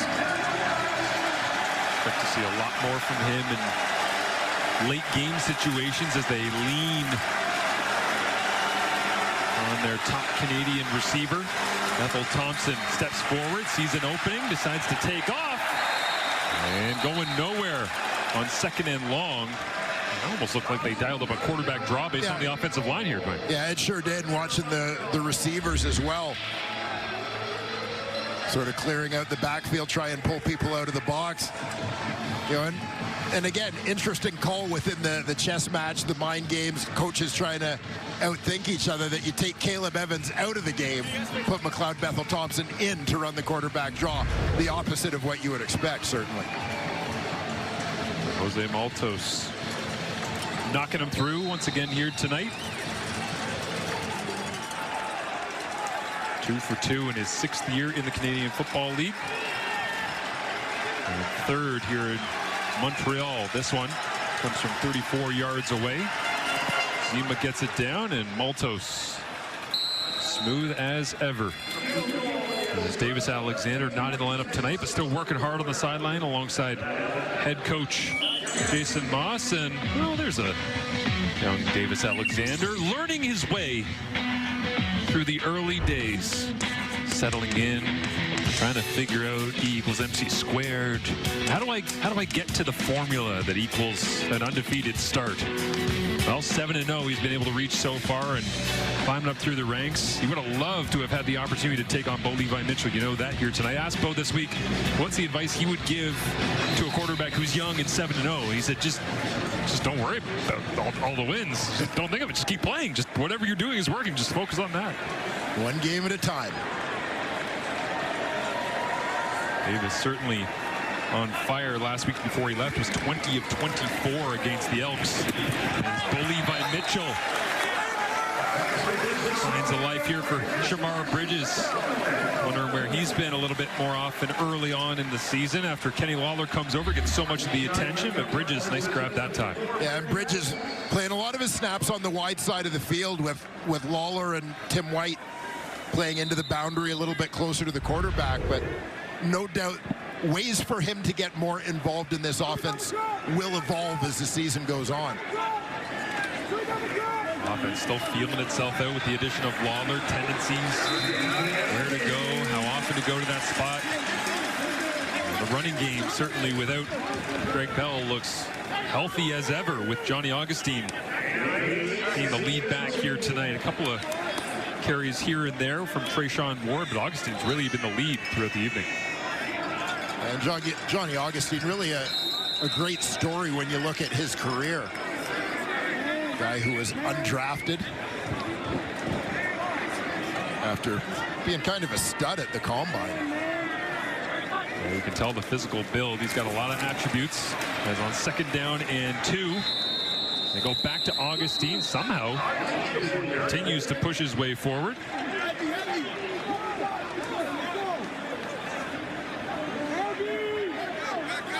Ball popped out at the end after they had whistled the play dead.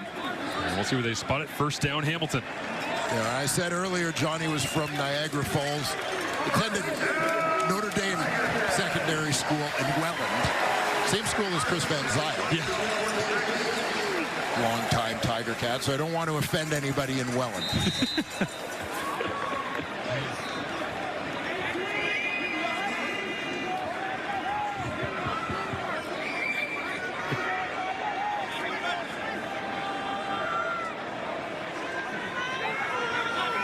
White sprints out wide. They'll go with a quick screen to him. Both throws it behind as a turn and grab it, and Burns got popped out of bounds. DeAndre Smith, what a block out in front.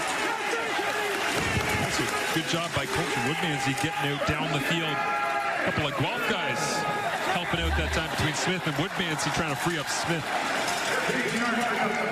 Yes, sir. Johnny Augustine, another former Griffin, chipping in on the drive. Andre working downfield.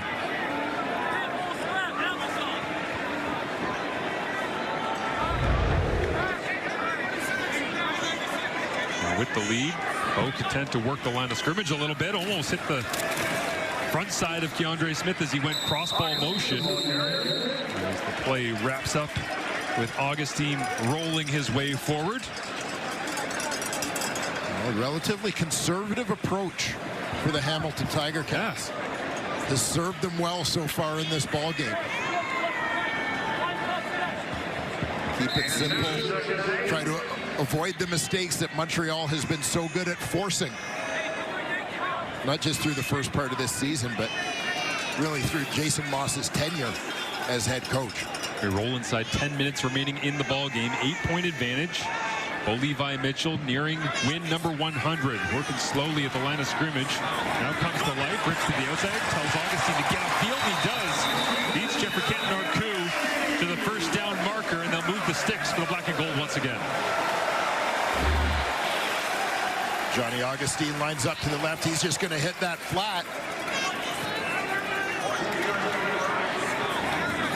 Free release out there. Does a nice job dipping that inside shoulder and knifing upfield after he catches the football.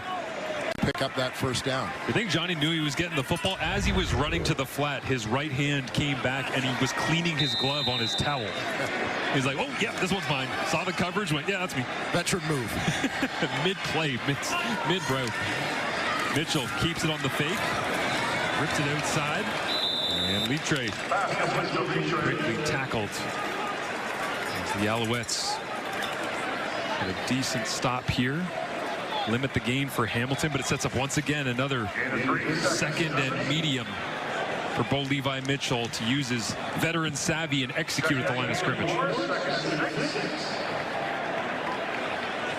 The Tiger Cats looking to turn this into a 2-possession ball game.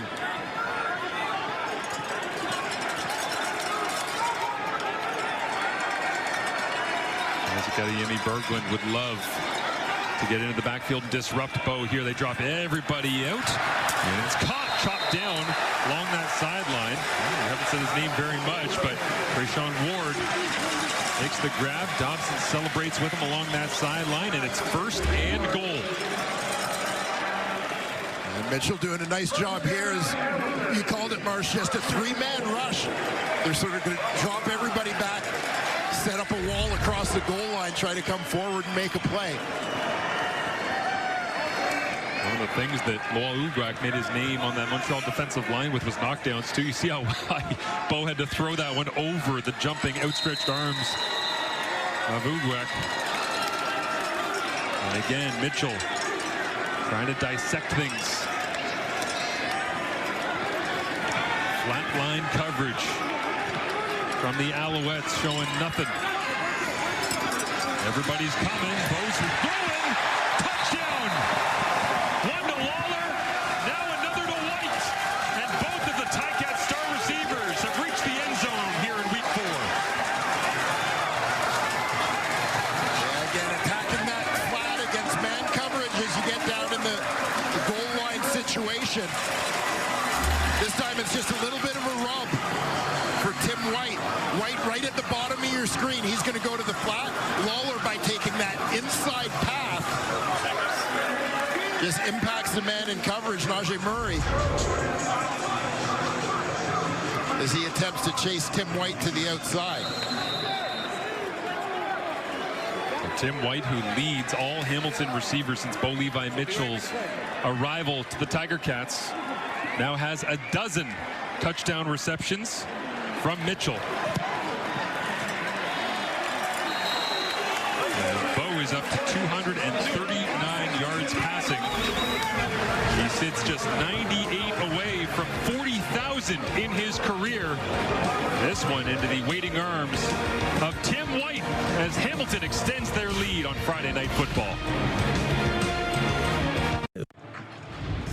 9 plays, 70 yards, and 451. And Bo Levi Mitchell just kind of picking apart this Montreal defense, but not having to do it by ripping it over the top, taking the home run shot. It was checkdowns, crossers, little out routes. Good decisions across the board from 19. Well, yeah, much of the storyline of the Bo Mitchell, Scott Milanovich couple of years here in Hamilton has been about Bo being willing to take what's given to him, and he's done it here tonight, really to the point of perfection.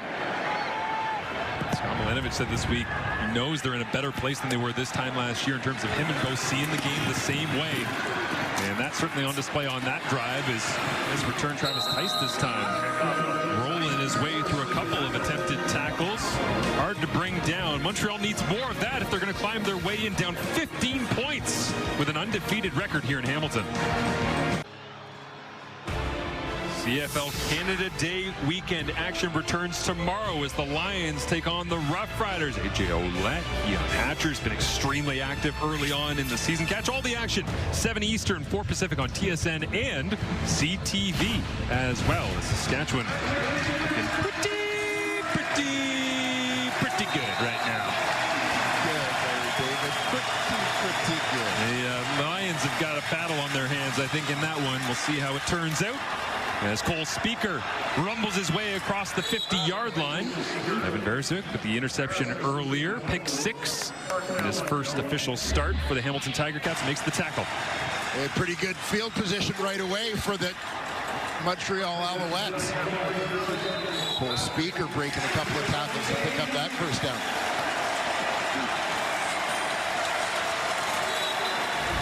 Beresik impressive chasing it down from the backside, but Good chunk that time for the Alouettes passing attack as Bethel Thompson stands in, strong arm. He just flat-footed that one all the way to the wide side. Tyson Philpott waiting for it out there and able to beat coverage. Philpott knifes his way.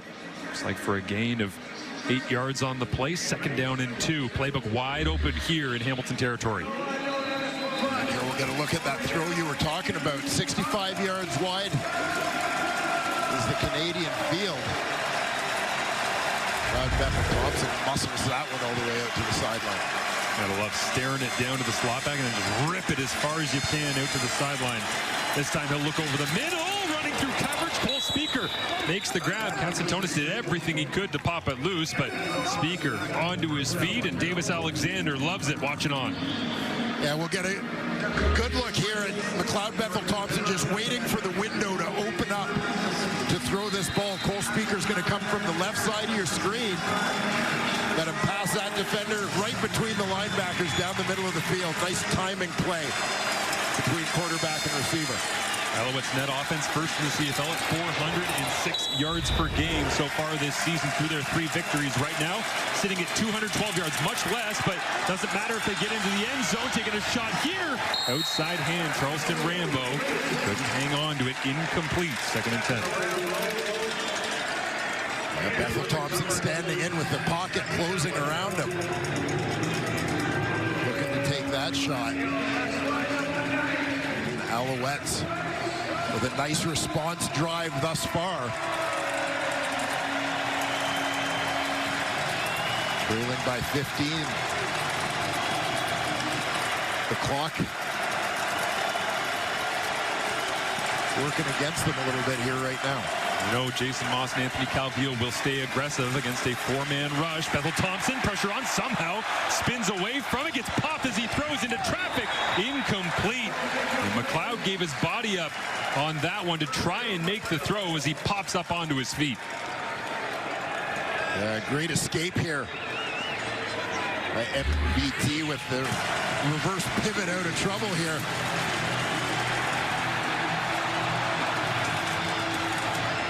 Takes a shot as he throws it just off the fingertips of Cole Speaker. Mario Kendricks already with a sack in this ball game. Almost had it. Starting to see the raw power of Kendricks. That time just blowing Pierre-Olivier Lestage off his feet. McLeod Bethel Thompson over the middle, and this one is complete for a 1st down. Goal to go now as Tyson Philpott rolls towards the end zone where he had an iconic Grey Cup touchdown. And a rather clutch catch here for the BC native. Bethel Thompson finding a little bit of a rhythm here late in the ball game.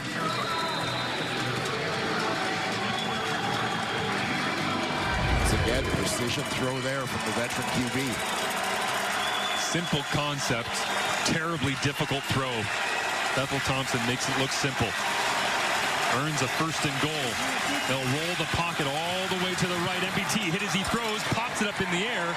Incomplete. Didn't like what he saw on the front side moving to his right. Made that dangerous throw across his body. Looked like it was intended for Charleston Rambo coming from the backside. You see all the flow here is to the right. Can't get a receiver open. Rambo is kind of the trailer coming all the way from the backside. Philpott splits out to the top. Rambo to the bottom. They'll flip and flop the slot backs here. As Bethel Thompson with 7-man protection rips it up for Cole Speaker. Touchdown Alouettes. Some momentum with 4:10 remaining.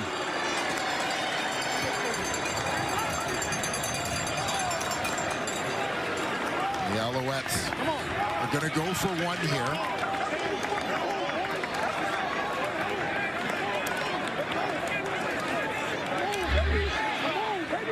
This has become one of those philosophical debate questions, right? Scoring a touchdown after trailing by 15. You go for one first, you go for two first. They're going to go for the kick with Maltos.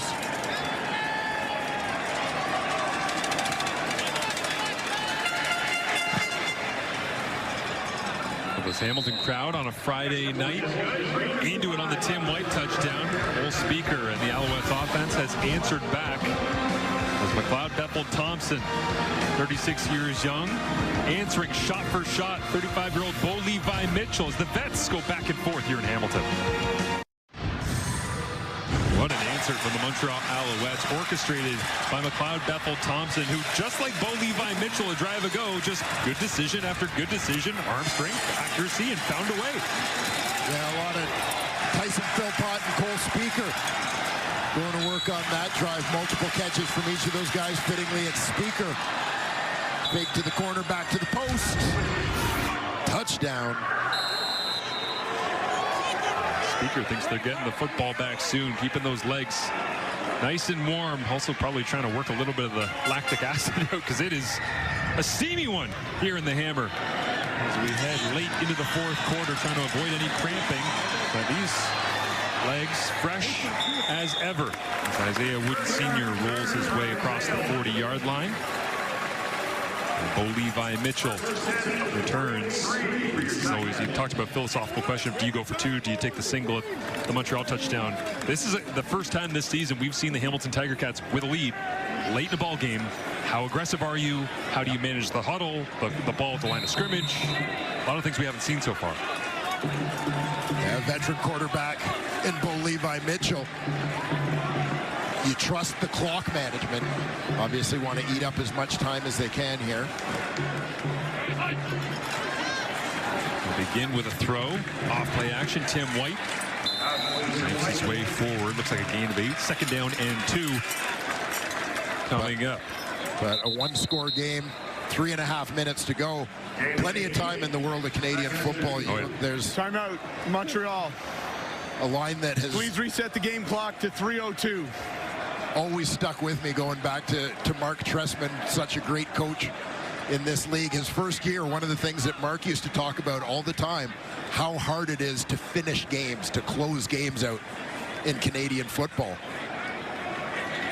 Well, there's a man that's done it a lot. Jason Moss, win percentage with the Alouettes at .679. Only one head coach in Montreal history since 1946 has a higher team winning percentage than Moss. It's Dave Ritchie. And Moss is currently higher than Don Matthews in his time in Montreal as well.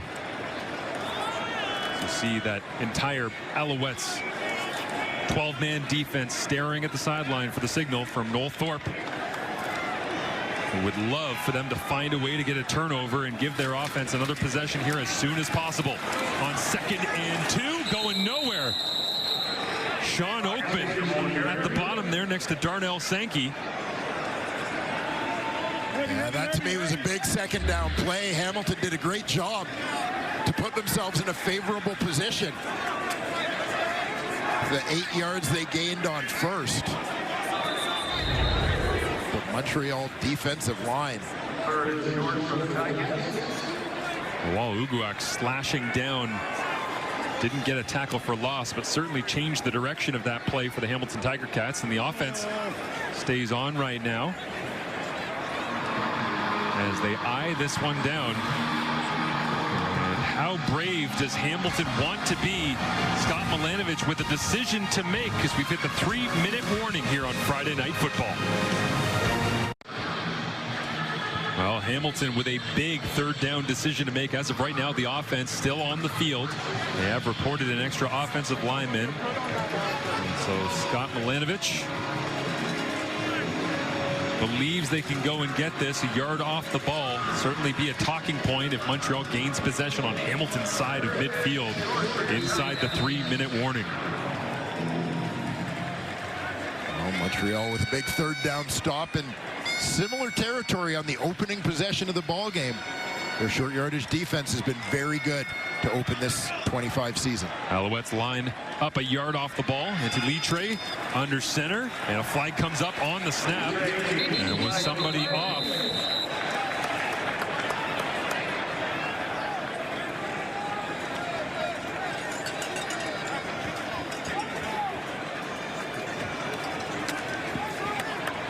As referee Richie Miller communicates with the CFL Replay Center to get the call correct, as didn't look like anybody from the Alouettes was offside from our view.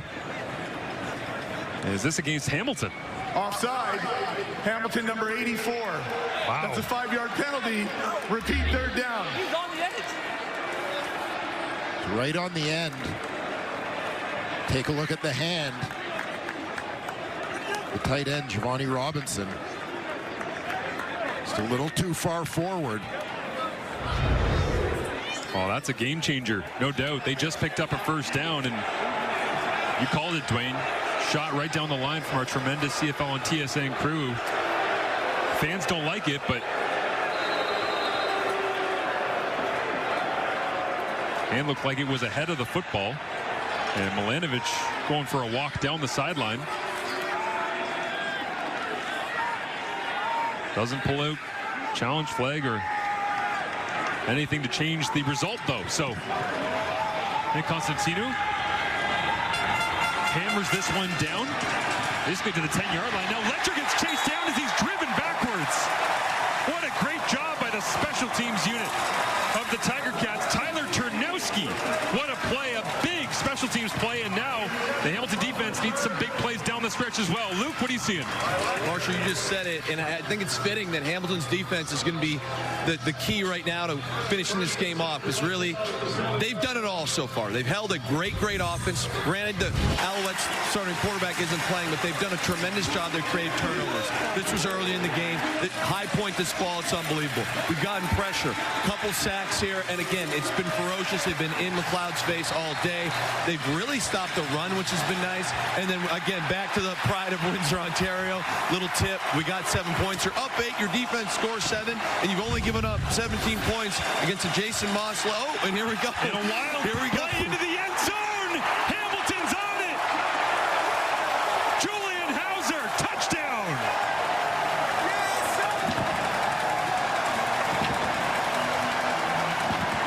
Montreal team that bread and butter is forcing its opponents into mistakes. At the end of the day here, boys, I think Hamilton just needs my mic to be hot.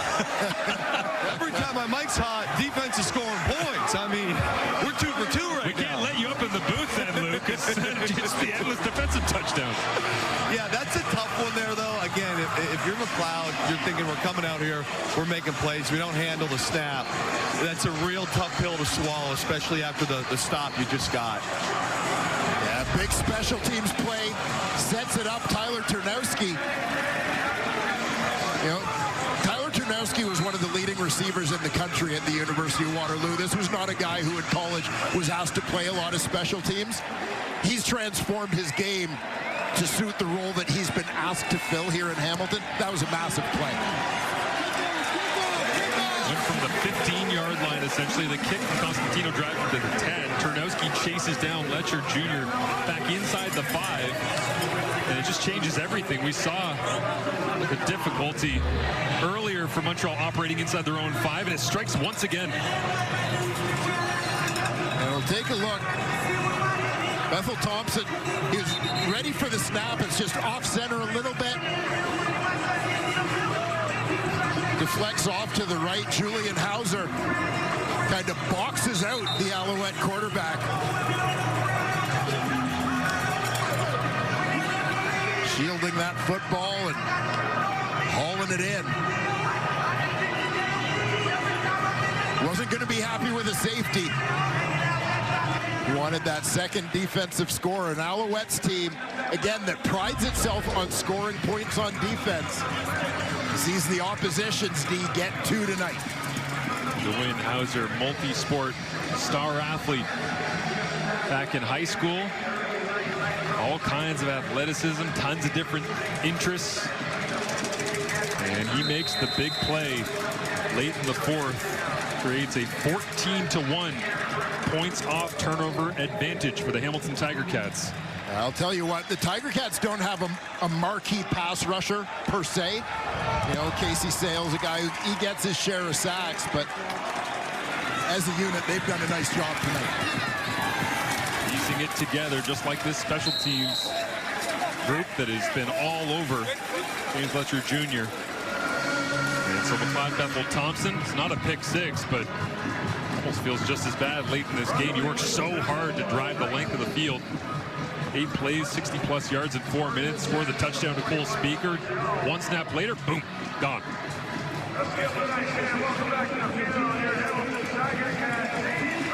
Now they find themselves in the same position they were in about 5 minutes ago, with 5 less minutes to get the job done.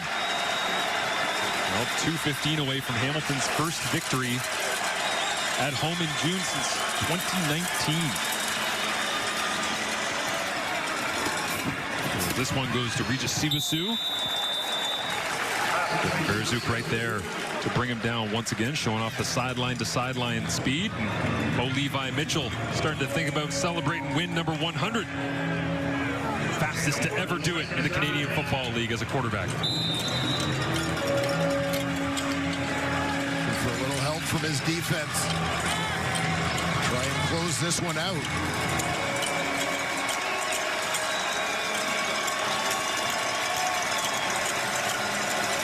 Here's just not giving up yardage in big chunks if you're the Ticats D. Bethel Thompson looking for the home run, and it's incomplete. Tyler Sneed running between the coverage there, supplied by Stavros Katsantonis. Yeah, you're going to see, given the situation, Katsantonis is playing deep in the middle. As I said, looking to avoid giving up anything in big chunks. Clock is your friend when you're the Hamilton Tiger Cats right now. Places Bill Pott listening in closely as Travis Tice and Regis Siwasu last to break the huddle. 2:02 remaining. Play clock down to 4. McLeod asks for the snap quickly and receives it. Has time and underthrows this one. Was looking for Philpott. McLeod asking for a penalty down the field as well. Thought there was some contact.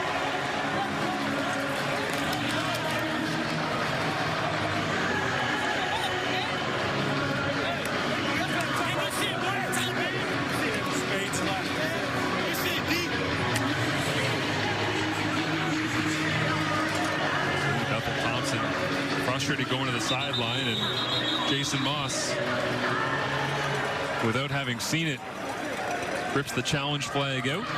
Only needed one look with his own eyes, it appears.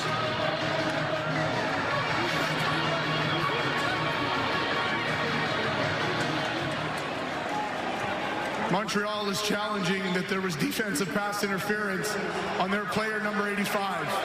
The play will be reviewed. So Tyler Sneed, the one that Moss is taking a look at, and we'll get another vantage point for you at home. Yeah, keep an eye on Ray Wilborn, the weak side linebacker. Tyler Sneed's coming out of the slot here. And Wilborn's playing that inside leverage, trying to wall him off. And Sneed tries to make that break back to the inside. A whole lot of nothing there, no? I would say, especially given where the ball was thrown as well. Thrown to the outside, the receiver's breaking inside.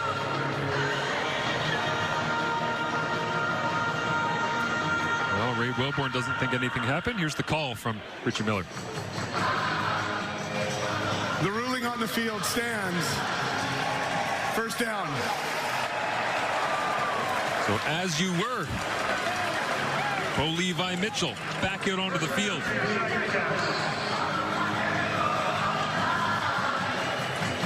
And a chance to close this one out, perhaps with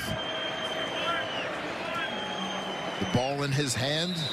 Well, this is where we're supposed to say, can he do it in style? You know, throw another touchdown. Add another, 42 yards to the passing total here. Up to 247 yards, 2 touchdowns, no interceptions, 25 of 31. Nice snap. A bit of an awkward handoff as well. As Johnny Augustine wrapped up by Sean Oakman, slashing his way into the Tiger Cats backfield. Tiger Cats obviously playing it safe here.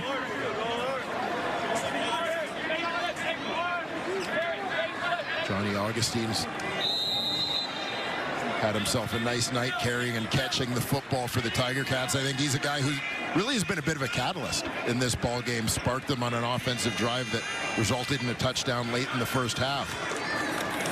They're back into the belly of their running back. Oh, 300 yards in each of the 2 losses Hamilton had. Oh, now a late flag comes out as Sankey is going to give up some free yardage here, it looks like.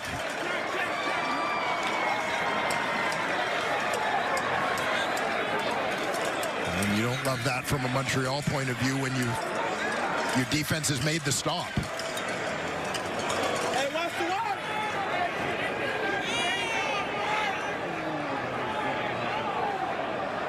Saw a Tiger Cat's body go flying. I'm not sure if it was theatrics or Sankey really caught him.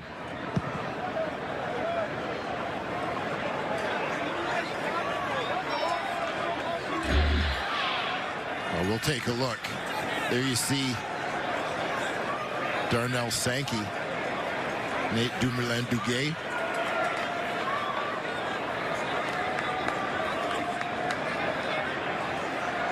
Put his hands on him, but I'm not sure it was. There you see the 2 of them having a bit of a wrestling match. Bang! Gotta love the eyes of Isaac Adeyemi-Berglund with all that paint on his face. He turns around, you can tell he's going, Darnell, you didn't. Did you? There are 2 penalties on the play. Unnecessary roughness, Montreal number 1. And an objectionable conduct, Hamilton number 61. Second down. A diving call on an offensive lineman. That's a hard one to live down. Yeah, I think he may be buying chicken wings. Correction, it's a first down. Chicken wings for the O-line room on rundown day.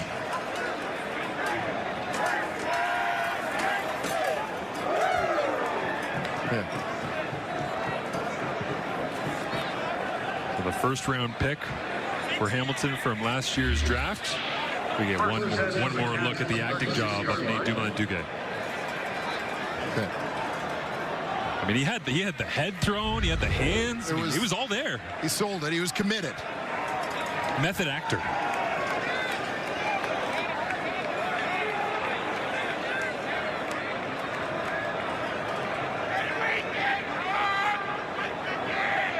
A minute 33 remaining. 32-17. Storms that were in the forecast held off for the Hamilton Tiger Cats to put up 32 points against the Montreal Alouettes.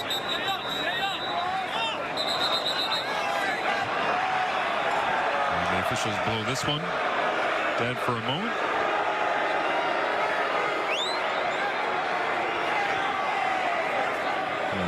Look like they're trying to sort out the spot down there, perhaps.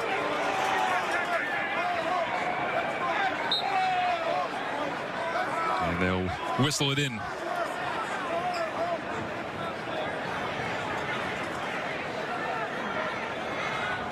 Well, Levi Mitchell ready to move to 8-6 career against the Montreal Alouettes. There's a handoff here. Going nowhere. Darnell Sankey, tired of standing around for as long as he was. Went back to his usual job of hunting the football. And no doubt Johnny Augustine, toting the rock in this situation, has been warned. Montreal is a team that in the first quarter of a 0-0 game is aggressive going after the football. You know they're coming after it here. Trying to punch it, rip it, do anything they can to try and regain possession of the rock. Well, Sankey lost a chin strap on the bottom. He also popped one off of Augustine's helmet on the top. So Johnny will play with 3 of the 4 done up. Gets the football again. He's trying to outrun everybody, but minimal gain. And Augustine earning every little bit of it late in this game, trying to grind some clock with Hamilton leading 32-17.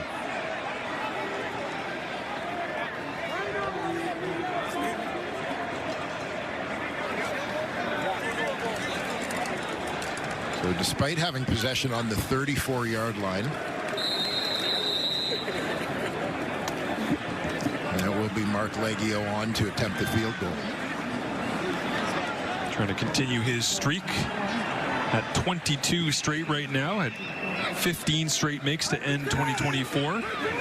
He's got 7 straight going here in 2025. Oh, it started to the left, came back and tucked in tight to the uprights, so throw 3 more on the board as Devin Vera's a game-changing play in this one for the 2nd overall pick in the 2025 CFL draft. Yes, sir, deflected ball. Verasek in his first start as the Ticats middle linebacker. Here in his 3rd game, rookie season. Comes up with the pick 6, play of the game. The pride of Windsor, Devin Verasek. Found a way to get himself into the mix throughout special teams, training camp, preseason. Knew he'd be getting some reps, maybe be in a package, but with the Hamilton Tiger Cats this week deciding to release Kyle Wilson as he played 51 regular season games here in Hamilton from 2021 to 2025, was the leading tackler as well a season ago for Hamilton with 88 stops. But they had enough confidence in Verasek. They said, you know what, we can change this, and let's be honest, do change the ratio as well, because they're also going help to them. Yeah, they're going with Ryan Baker as his backup and Trevor Hoyt as well out of Carleton as the 3rd string middle linebacker. So they have committed to Canadian at middle linebacker right now with Verasek playing leading man in that group.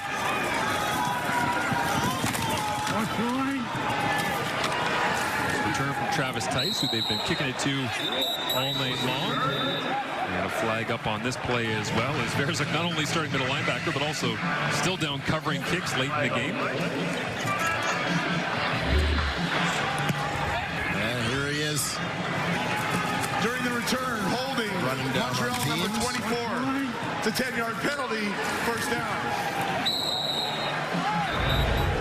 You can run as much as you want in the offseason. Those are some heavy legs on a 35-degree Hamilton day after you've been playing middle linebacker against the Alouettes. Well, and this is it, and especially for Verasek, you know, the pace, obviously, of the CFL game when you haven't been starting, when you've been playing special teams. You know, he's still working his way into game shape a little bit in that regard. The East Division standings there. Montreal still at the helm, 3-1. As Toronto and Ottawa will wrap things up here on week number 4.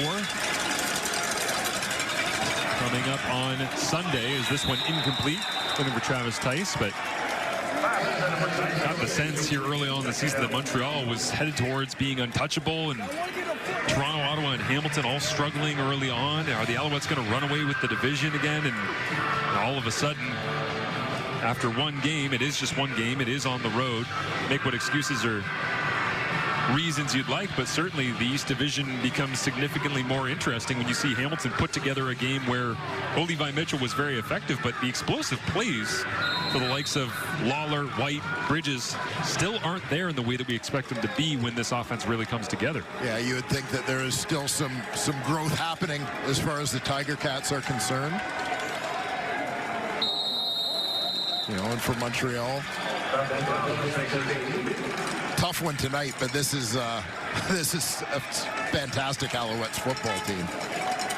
Levi Mitchell, 100 career victories, triple digits, and the fastest to ever do it. He'll look for 101 next Friday on the road in Toronto, taking on the QEW rival Toronto Argonauts, who as of right now sit winless through the month of June in 2025. But for Hamilton, it's a victory, it's a moment in history, and it's a message sent that they are still alive in this East Division here on Canada Day weekend. Yeah, Hamilton with what I would call a workmanlike effort offensively. You know, they've got some high-powered guys, but that's not what they relied on. Levi Mitchell doing a good job being patient tonight, taking what was there. Defense, taking a page from Montreal's book, made some huge plays, put some points on the board themselves. Devin Verasek, the pick 6. Julian Hauser, fumble recovery in the end zone. Set up by a huge play on special teams. Certainly all three phases contributing in this one. You see a couple of veteran quarterbacks sharing a moment out there. Appreciative of each other's work as some of the McMaster alumni get their picture taken. Jacob Zott, Owen Hubert, Jacob Mason as well. And the Hamilton Tiger Cats behind Pigskin Pete and the home crowd. They get an opportunity to see a victory here at home. Hamilton 3-0 last year off a bye. They pick up right where they left off. An early season bye, but a win is a win is a win, especially against a division opponent. Excited to see CFL action for the rest of Canada Day weekend. For now, we send you off to Sports Center with Glenn Sheeler and Mark Rowe.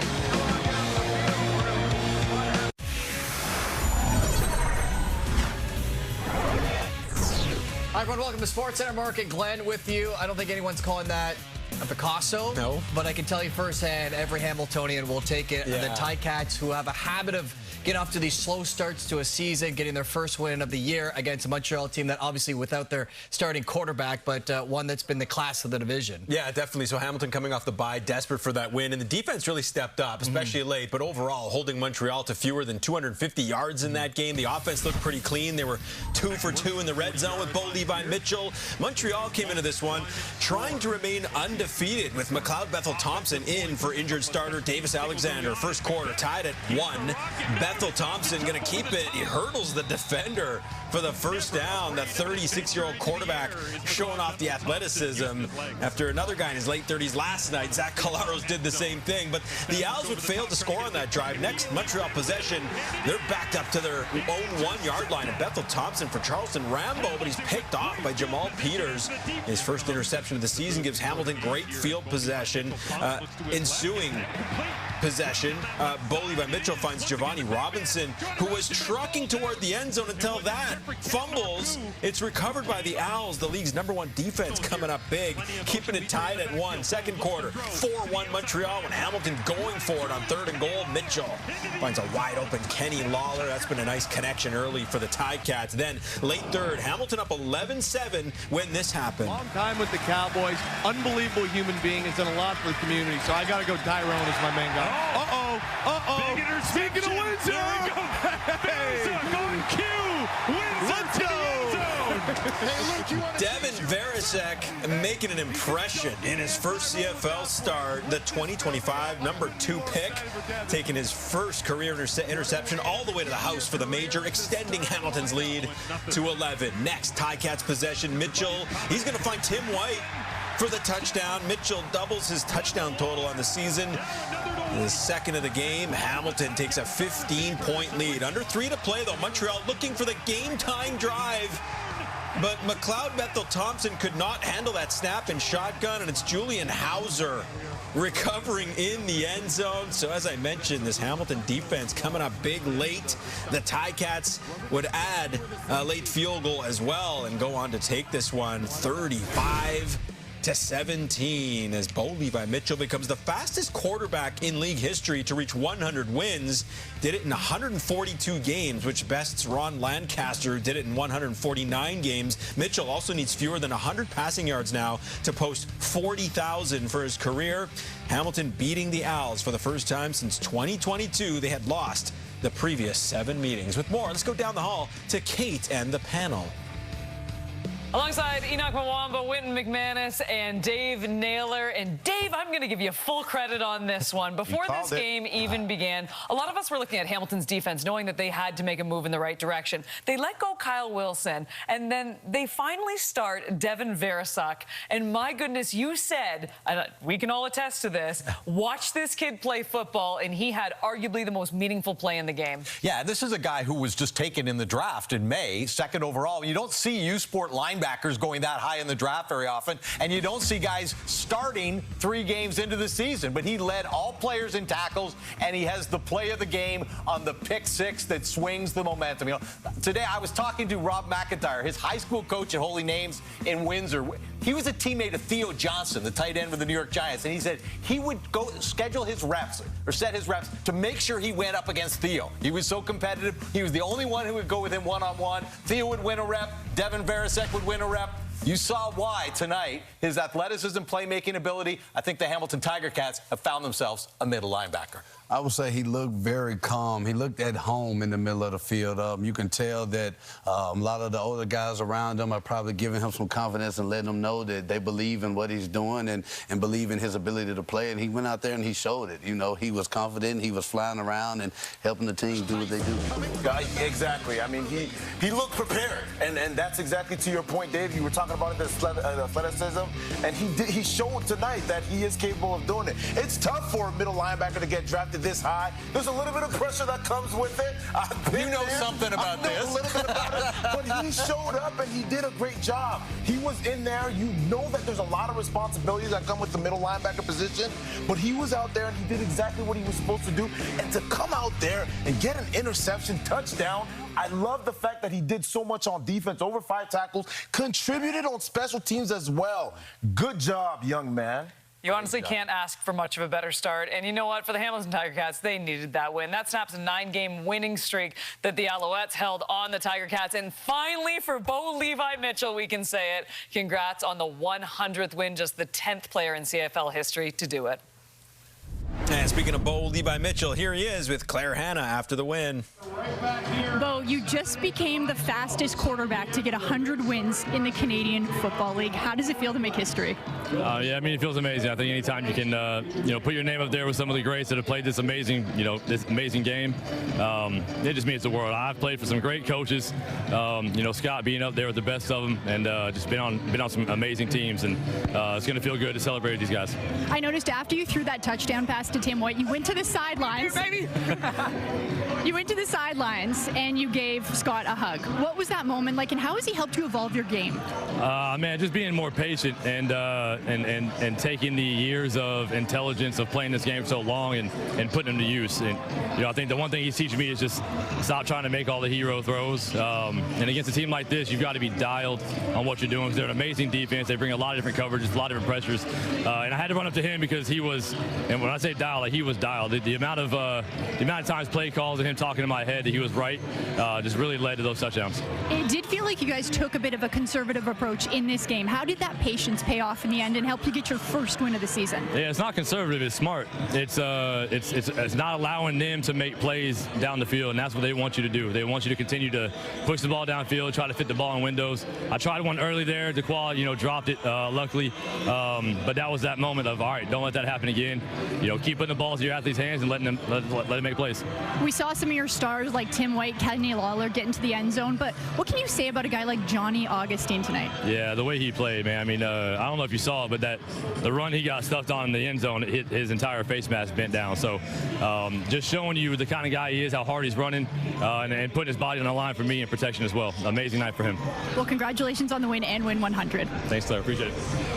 Week 4 in the CFL continues with 2 more games this weekend. Here are the odds courtesy of FanDuel. The Riders, they're the 3rd choice to win the Grey Cup. They opened as a 5.5-point favorite against the Lions, but that's now down to 2.5. Then it's the Red Blacks hosting the Argos on Sunday. Toronto 7-1 against the spread in the last 8 head-to-head meetings. All the games, as always, across the TSN network. Lots. Ticats are in their first win of the season. What a night for rookie Devin Varasic, who had the pick 6, and he's now standing by with Claire Hanna. Devin, it feels like just a couple of weeks or months ago you were getting drafted 2nd overall. Tonight, you're making your first start. You get a pick 6. Just how would you describe this moment? I mean, it was pretty electric. The ball happened to spawn right in my hands. I caught it. Next thing you know, I just see open field, and I heard one of my teammates like, "Get out of there, go!" So I just took off and saw open grass and took the lane and went. That's all. Now, I heard you when you were starting that you didn't want to tell your family. It was going to be a surprise for them. So to put that kind of performance for them, in front of them, at Tim Hortons Field, how is that going to reckon with you in the future? I mean, it's great. I mean, I set the bar high, so I just got to keep raising that bar week in and week out. There was mistakes here and there I got to iron out, but every week I'm just going to try to get better and better. When you found out you were starting, what was your approach for this game? Just as usual. I mean, every week the past 2 weeks I went into every week like I thought I was I treated like I was a starting linebacker, so nothing too different. I just try not to let the pressure get to me, and that's it. And just a note, too, about your quarterback. Bo Levi Mitchell makes history tonight. Yeah. The fastest quarterback to get to 100 wins. What is it like playing with him? I mean, it's great. I remember when I got drafted, he was like one of the first guys to text me, and I was like kind of mind boggled, a little bit mind blown. I'm like, oh my God, this guy's my teammate now. So it's awesome. I'm happy for him, and we're just gonna keep this going. And how does it feel to get the first win of the season with the Ticats? Great. I mean, I love it. This is the happiest I've ever been, so I can't complain. Awesome. Enjoy the evening. Thanks, Devin. Thank you so much. Nice pose there. Meanwhile, the Owls fall to 3-1 on the year. Here's their head coach, Jason Moss. But it was too little too late. What were your overall just impressions? Yeah, I mean, it's hard. I mean, when you're out there going through it, the offense wasn't doing what we normally are accustomed to doing. I give them a lot of credit for that. Figured some stuff out, when we needed to at the end. But, obviously the turnover there late with the one-score game, made it very difficult to come back all the way from. But, we'll take it. We'll learn from it. We'll get better from this. And, again, I give them a lot of credit. In terms of your defense as well, started again kind of strong, and then it's like the Ticats offense figured it out. What did you see there? Yeah, I mean, I think we did some really good things all throughout the game. I thought they, did some adjusting and made some plays, which, it's going to be a game like that at times. Obviously on offense, we gave up the 2 turnovers for touchdowns, which didn't help the scoreboard, and our defense isn't on the field for those. So, I think we got to do a better job of protecting the ball and not giving up those plays and allow our defense to play that way they're accustomed to playing. So, but I do give them, their offense, some credit too. They adjusted, made some plays, and, we'll learn again from it and watch the film and get better. There was also a moment you put Caleb Evans in briefly and Cloud was out. Was that? Yeah, it was game plan stuff. That was stuff that we had talked about all week doing. And obviously those 2 plays that we put in didn't quite work to what we thought they might. So again, that's kind of football at times. Not everything you think of is going to work, but I give our guys credit for fighting all night, and that's what I'm very proud of.